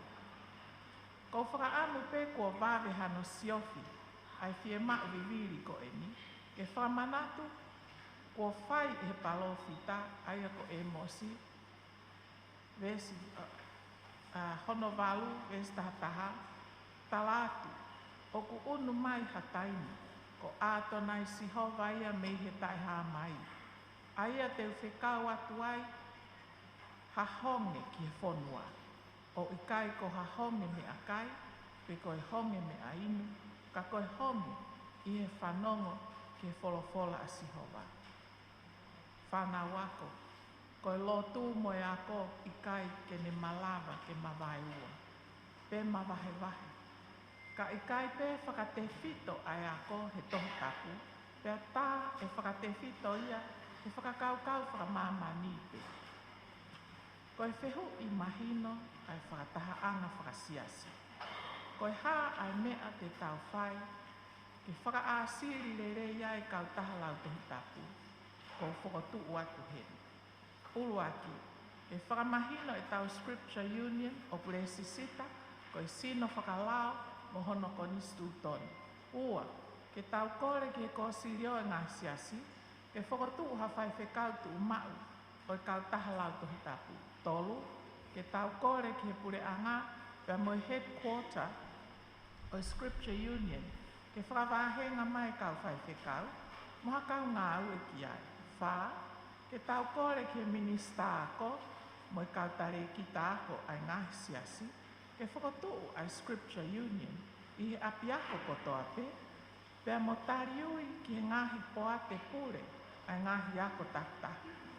O whakawhekau aki, ai ngahi polo kalama koto ape, he malu malu o i whekau lahi. O whamalo atu whai whekau tauwha, whiri ai masila, mo i kau me mipa e toko taha nima o i poate, ko ki mau tolu kotoa ena, ai kau tangata, mo i kau whewhine, ko i talu ho mau tupu hake, mo ho mau kau mate, mo mate aki, ai lau tohi tapu. Ko e whehu i, ko hai tene whetongi ai helo he evangelio i tongani, mo i Pasifiki, a whai whekau toke tā ai Feret Moni. Ko hai tene whetongi ki mau tolu, whai whekau toke tā mere ana puloka, whai whekau toke tā sela tau whatofua manu. Moi hou eiki poatu. O tau whawhetai, i he tare niki o whai whekau pensimane a kau o la tonga, ko i mua puna peo veikune whoki mi he lolo. Pea opu waofi ene mo ui, mo whai whekau Eric Nash. He ko Eric Nash, na e tae maari pe moia. Ka koutui, ka koutui o ku kei lotu pe e tau sekeritari o whakaongo ki he tataki ai eiki. Kai tokaangeha kau ai Feret Moni i hasiasi. Tēnau kau whakataha mo sekeritari i hono tuuaki mo tare ki tā ai lau tohi tapu ke ilo tui ki a kalaisi i herea mo tō onga mo ui. Pea hui ai ngahi, wahe kotoa, o tau mui ke hiwa. Sisu ko ka pasa ke tau wholau, o tau puke atu ai pe a ho tohi tapu. Whakatauange whanau mo ho eiki, tau tupu e whonua, ke mau hoko ai pe ko tau tupu, kua mahino ki a te mau tau, ai tala whaunga ho tau whonua. O mu a waka, he mo ui ka apasia, mo i whakaapa ki he otua, mo i kakai kotoa pe. O mau puke mau a i misi o i otua, kua fufu e he otua. I ho mau loto mo i atamai, pea tuku ke kei taloni mo tala whatongia e otua, ka tau hoko kotoa ko i kau whakafofonga o kalaisi, i he whamiri apiako, siasi, ka umaa ngāwe anga. O ko ofa ka mau tolu, pea ofa ke mau maha Krismasi, pea moha tau ho o monu ia. Ofa.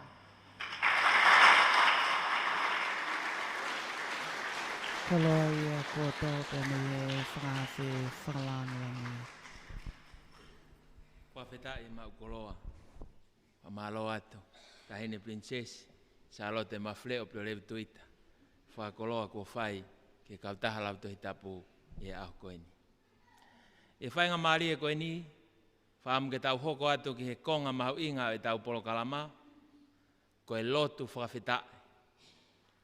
Ko e konga ia i he polo kalama, i he tau kotoa pe, o kua mai ai e kau tūkimu ai ngahi ako, pea pehe ki he kau i kuna kotoa pe, o e ako whakaekatemika, mo e kau ako, ke tau tūrutui, i he ao sihowa o whakafoki, ai langlangi mo e koloria ki a teia. Pakoia ko kore a te whainga maari e koe ni, o kiheni ai ki Talavou, ko John Florian, ko e taki worship ia o e kautaha lau tohi tapu, e ne whahauko mai e hiva ke ta taki aki ai lotu whakawhetai e ahoni.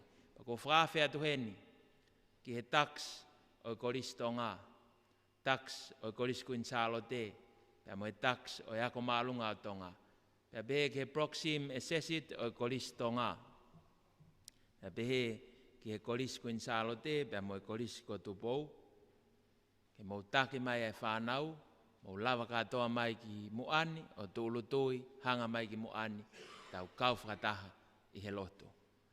Ko ia whainga maari e koe ni, kore ki a John Florian, tataki e tau hiwa, mau lava mai ki muani. O ate whainga maari e koe ni, e whakawhe, whanau ako kotoa pe, mau lava katoa mai ki muani, o tuulutui, hanga mai ki muani, kau whakataha mai kau ngāwe ofisi, te toki angia te taimi ke tau kau whatahe lotu. Whawhia te whoke ngai mātua tau whanau, mo lawa mai o tuu mai he tuaha mo whanau, tau kau whataha, hono hiki, ai langi mo koloria o e otua, ke whakafoki, ke te ia kwa ana, ai langi pe mo koloria. Ko ia he aho koe ni, o ato e whakawhi. Koloa e kua tō pe me tahine prinsesi, ai kau taha lau tohi tapu, pe me ngau e ku tau whahoko, ka koe ahoni, mo mō minit koe ni. Koe whainga maari e kia te koe, tamasi mo e tahine ako tonga. Ke whakahai, ai honga ia he ofa e otua, ai whakpoto koe ne whai. Whakawhia te hoa koe ni, taki mai tau kau taks, mo taki mai e whanau ako. Lava mai ki loto maali e tūlu tui, hoko mai pia mo e toe ngā ki mo ani. Whakawhiat ke ka wako e korisko insalote, ka wako e koristonga, korisko tupou tonga high school. O lava mai.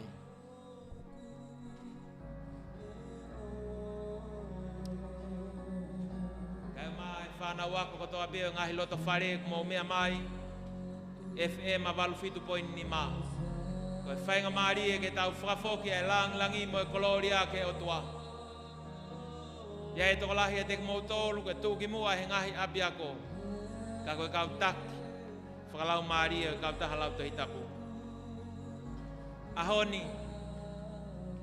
Tala e mahino pe whakamahino ki mamani mo tua pule anga. Kei punou pe e tamasi mo e tahine ako ke tui e ngahi tui. Koe whai ako lahi ia. Poto kotoa be nā tau inasi ai he tau whaako koe ni. Koe otoa be. Heni me kau whafufonga pe mei he koristai lulu. Nau kau mai. Whainga maari e, tau kau whataha. Whakawhia tu mga himātua tau whanau. Whainga maari e, mou kau mai mei loto wharena. Tau kau whataha. I he loto.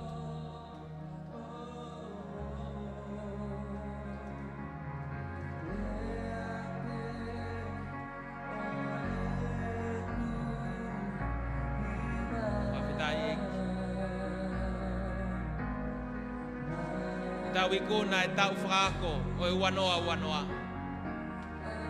E eki minista ako kai uma e CEO e potungawe ako e puleanga. Presidenti ako kai uma e kautaki ako ngai sistemi ako e whanua. Ko i kuna e ako i tonga he aho ni koe ha. Ko sisu pe. Kane tae ua pe e kau maia ai eki. E kai a tau tolo e aho e. Whawhita. Malo sisu.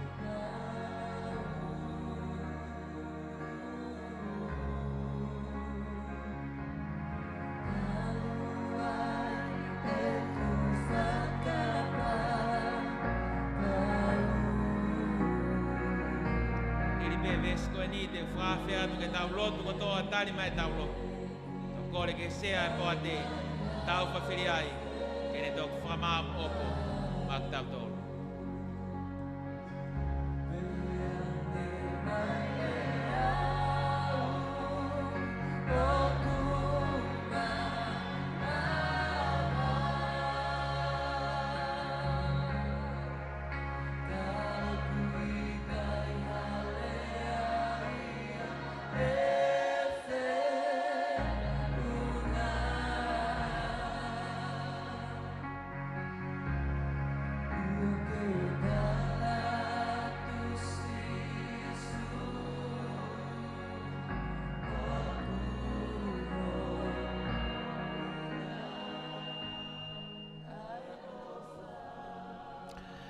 Lolotonga ni o ko tā lolo kotoa I he tā moa o e whalelotu o whasmoia whi.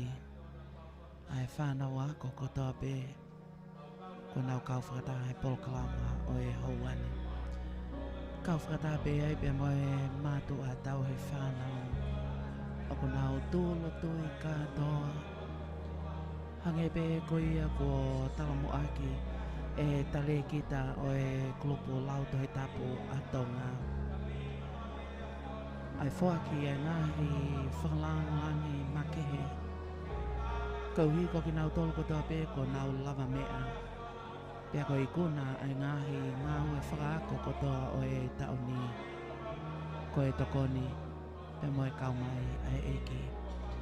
Whakaha i ai whakawheta i makehe. Whakahoko ia pe me e tale ki tā kau maa ai kau ngau e kotoa o e ofisi o e kulupu lauto i tapu ai whanua. Kau whakataha ato ai pe mo e whanau a kokotoa pe o kunau ihen. Ko e whawhiwhia lai taha. Ko e kau pe mo e popo ai pe ai siasi o whasmoe a whi atungi. Kau maa e koloa lelei pe mo e tapo ake. Kua tō pe me he whakawhi, whakalangi. E whai e lotu whawhetai o e whiawhini e whaiwhekau tau whawhiri ai. Whakamau po potuku ia o e ngau e whakaako. Kau mai ngai whatungia kotoa pe ko malawa e whanau ako kotoa koeni o kunau i e tāmu a o e whare lotu.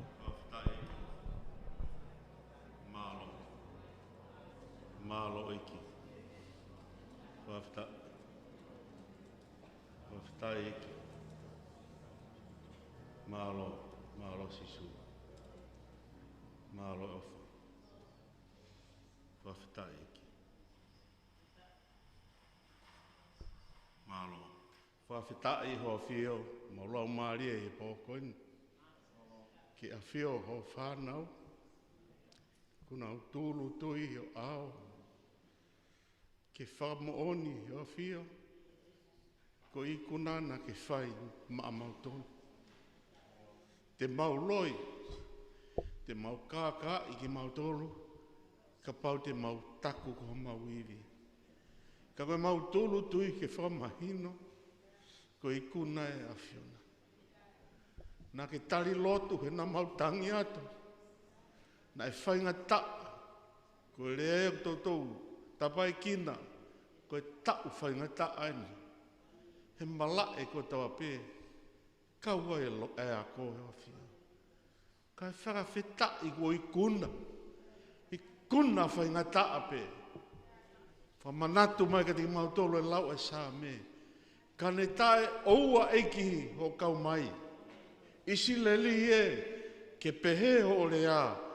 Ka ne tae oua ho kau mai. Hei kaike i kuna ia. Hei kaike mau whiawhia. Hei kaike mau mawhana. Koe mau whakawhetai hoa whia o pōkoeni. E langi mo e kloria ke atu pe mai a whiona. Mālo hoa whia. O whaki mai e tare niti. Ke mau langi ia ai. E langi a whiona. Pako mau lotu pe ia hoa whia o pōkoeni. Whakawhoki atu e langi ma whiona, malo o tari lotu. Ka mau uomi pe o tulu tui ho ao ke whamoni atu. Ko langi o toa pēna ke o mai mau whakawhoki atu ko hawhio. Malo ho whio ko mau langi noa. E langi a whiona, whakawhetai o mau lau maari e ke taingata. Ko i kona e whatongia he pōkoeni. Kai ke ngata i ho whio, ko toi mea mai e tahine princesi, e pōkoeni, o whai ha mau whakalangi. Fuaki a ngai mea ofa, whakawhetai ho mau lau maari e ke taingata. Koe mau lotu pe i hoa whio, ke au pea langi mo gloria taingata pe taingata. Tuke mau hoko pe ka kau tamai eiki mo kau nanga tai aonga pe. Ko mau whai pe ngā au e nei whinangalo e whiona ke mau whai. Tā pua ki mai ki mau tolu hoa whio e pōkoeni. Pake whaka kakato mai pa me langena ai ngāua ka tāpea ku toi. Whakawhetai hua wha, tā pua ki mai ki mau tolu. Mo ke tau hi, whakaulo mai ho whawhonga mo ke alofa. Hā ngai whawhonga mai si ova, omi o merino. Whakainasa ki mau tolu. Ia sisu klaisi ko mau eiki. Amen. Malo. Loto whatapo ia o e whanau ako i e kona o e ngahi whatangia o e taone. Malo atu ki he Singa mātua, ka uma ai kau whai ako, pe ke whanau ako. Loto whawhetai ko tau whai. Whainga maari e koe ni. Ko reni ki he tokon pule ako e korisko se atau tai. Whai whikau toke tā, hene rita rea ni mei tolu. Tene whahoko ai rea whakamalo o e polo kalama. Hoko mai pe himi tuku, a kesa whelotua a kitai. Ko e kaunanga, lauto i tapo e tau. Ko e Palestine e kurupu lauto i tapo e Tonga High School. Hiri ko ia tau hoka tai pe ke keresi. Whai whikau toke tā sela tau whatafua manu. Tare kita e potungawe a whawhine, se aswe sirian tau tai nau tonga, mo e me mipa e poate. Paka hiri a keresi, whai mai e whasua whonua, paka kakato ia e polokalama. Koe ahoni, malo.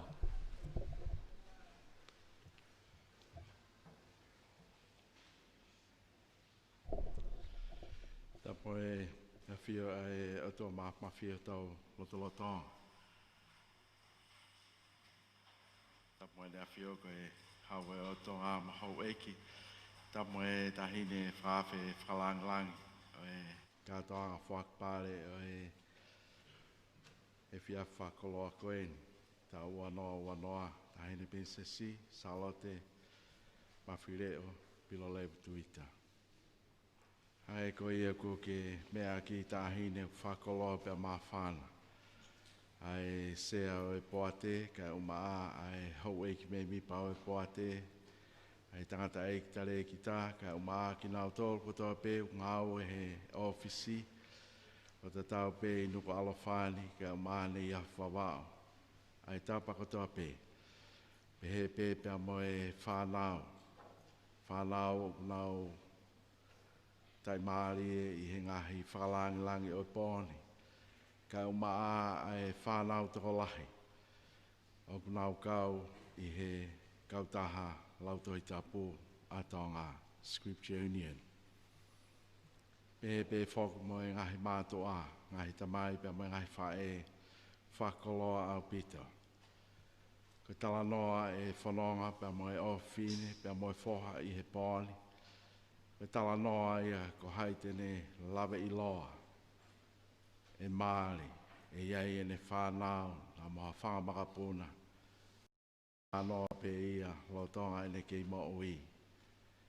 Nau kau he whaki pare he tau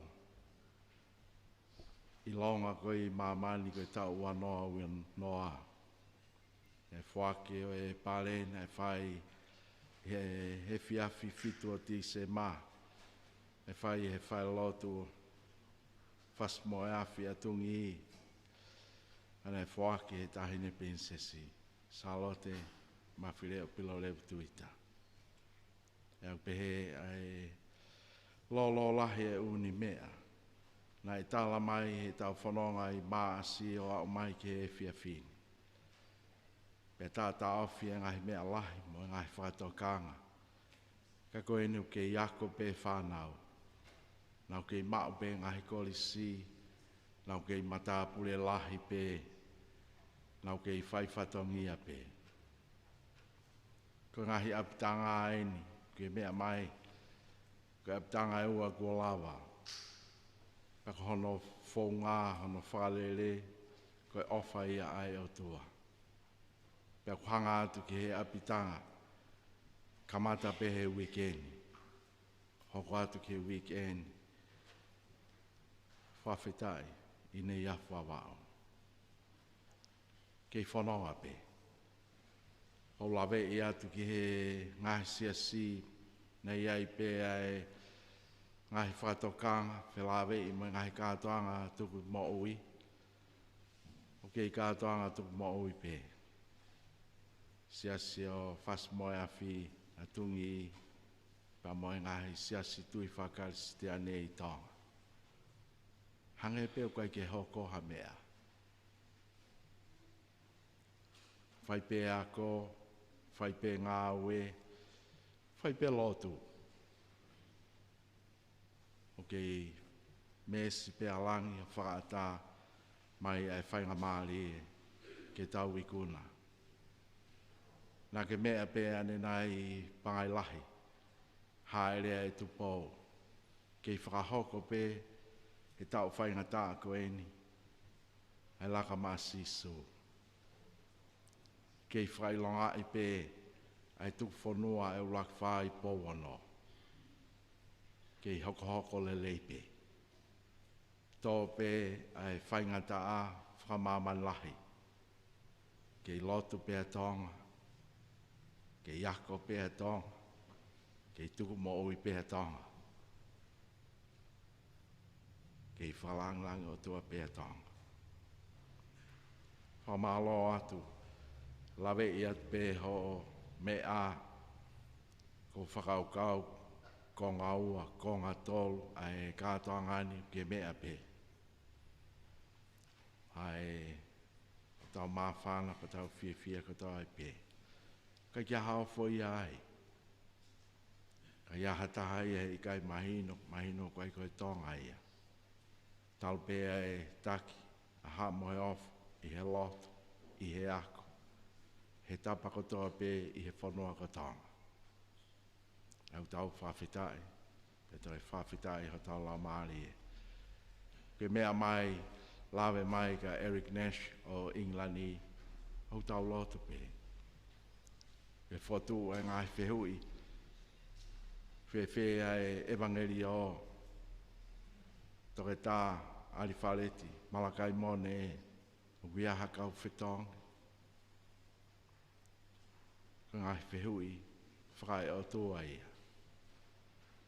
Tau whaam ke kei lotu pēr tonga. Koe tofi a ai o tua, koe whuka ai tata a mo e kolosio siso. Au maari e ngai whotu u, kau maa e whotu whelawei, pia mo e whelawei mo e pule anga tonga. O hange uha ngali who o u, ka koe pule anga o e o tua. Pia tau whawhetai. Pea whawhetai, koe whainga maari e koe ia. Lawe i atu pē ho me a, ke mea pē tāhine mahalo ko tau whie ki tamasi koe ni ki reka koe ni ko pensimantonga.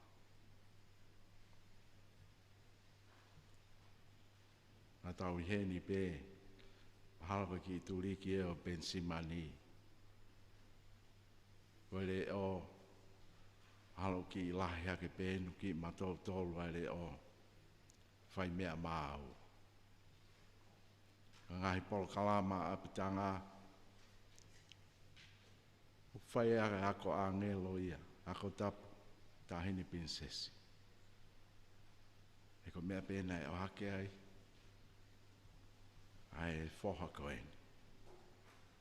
Au tau whawhetai, malo, ai o hitama, pe aonga ki he siasi pa moe whanua, pa moe hoko atu atonga.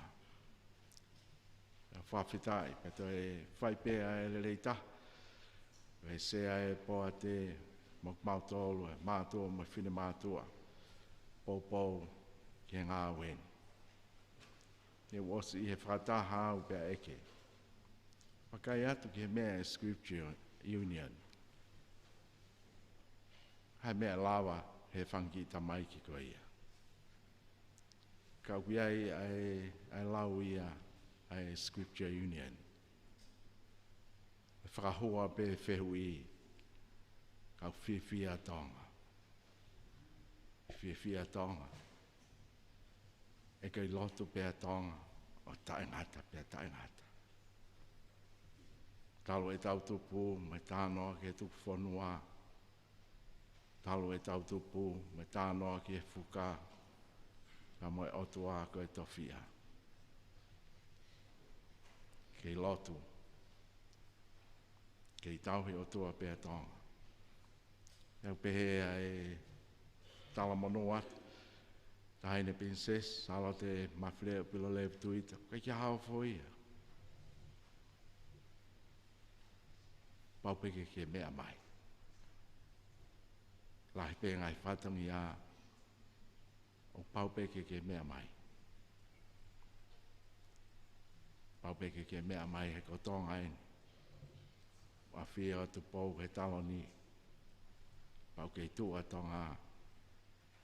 koe ofa ai o tua. Whawhetai atu he mau he hingoa.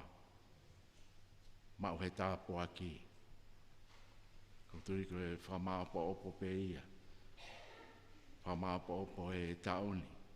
Tau kafa koe ni. Koe unlelei ko toa pe. Koe tāpo aki pe ia ai o tua. Kei laka I monoa I pe e pule ha mohe ofo I tonga. Tala monoa atu e gnau pele lo tuita. Ka mo homa whale. Ka mo e pou whai ki he tamatu I. Ka tau tui tau tō. Ka ngahi tāu e mo ui ia. Pau peke pehe. Pau peke whaingata a ia. Pau peke e ngahi pōle. Kau tatau ai pe koe ha. O ke I kuna pe ai o tua. Ana whakatoa. Ai o tua ai pe a langlangi. Mo e whakamalo. Tua whatu.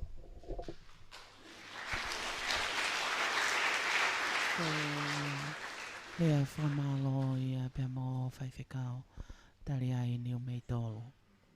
Himi whaosi eni. Koe wholofola himi e whaos aki e tau kātoanga whaki pare ki e whiawhini. Ko no whāngea o no ngufuru mā whitu e wholofola himi, whao no whitu mo kā take o mea ke tau hiwa. Kā I ngā lotu, omi o mamata, toka a eiki he ai anga kai.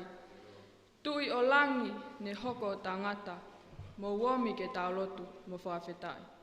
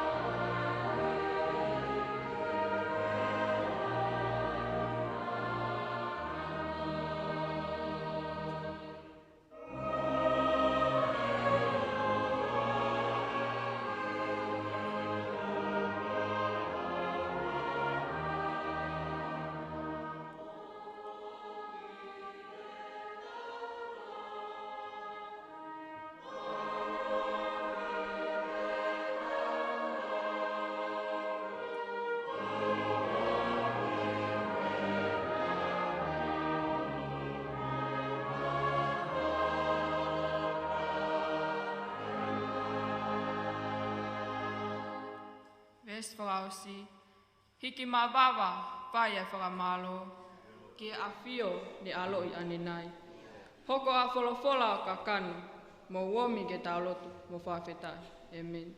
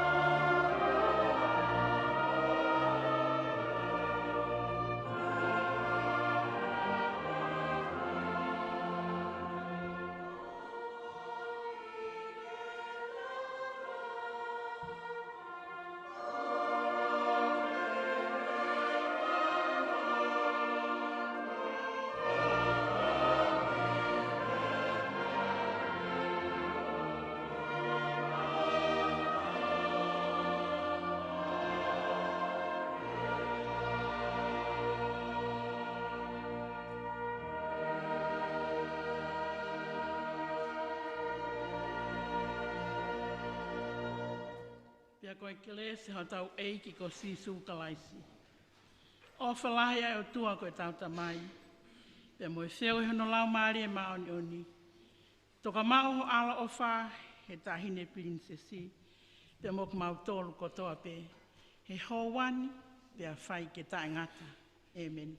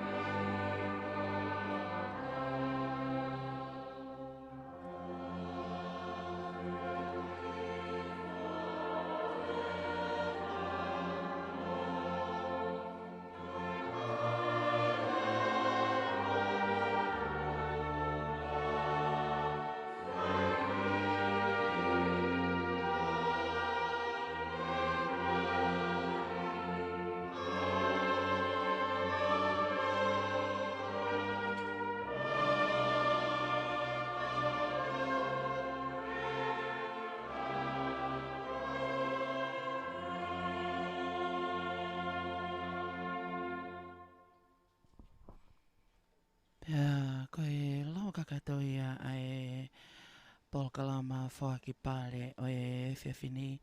Whahoko atu ia pia mei he whale lotu o e siasue siriana tawataina o tonga o whasmoia whiatungi. Sia te whalauna e te taki aki ai klupo lauto he tapu i he taoni koe tau e tuuma o i he ngahi palo mesi ai otua. Pea whakatawange pe koe kotoa o e ngahi whatungia nei whai o hono ukuwhi e ki nau tolu o kunau i he poa te pule ai kautaha lauto he tapu o kunau tolu o tu uta whaaki ke popo koe ahoni koe aho whawhiawhia ia. I kuna ngai whatungia kotoa pe o e tau. Whiawhia pe mo e whanau ako i kuna pe mo e whenga ako o e tauni. Kana e whailonga i makehe. Ono whawhiawhia e ki nau tolu hono toi ohange ai pale. Nau whakatonga i koe lahi taha o e ngai pale. Koe tohi tapu pe mo e himi. Ko hi ke whakamaunga ke e tokanga ai whanau. Mea atu ai whakalanglangi. Kau ma ki nau tolu na nau lava mai ki he polokalama o e whiawhini. Patauanga pe nai ongo lele at kia te kumo tolu kotoa pe. Tau mau inas kotoa ai i he whiawhini pe me tau le te o walwhitu poine nima e whaima. Whakamalo i ai pe whoki ai Tonga Vision. Kau maa kia tau kolo pe mo e tokoni i e tawhaaki live stream. Pea pehe kia te mautolu i he whaiwhatongia he tau le te o lisi a te tanatohi. Pehe kia te au nao moni a takafua. Tau whoki he ki Vikilani hoko atu ai ngahi whatongia koia o e pōni malo pito Merielau.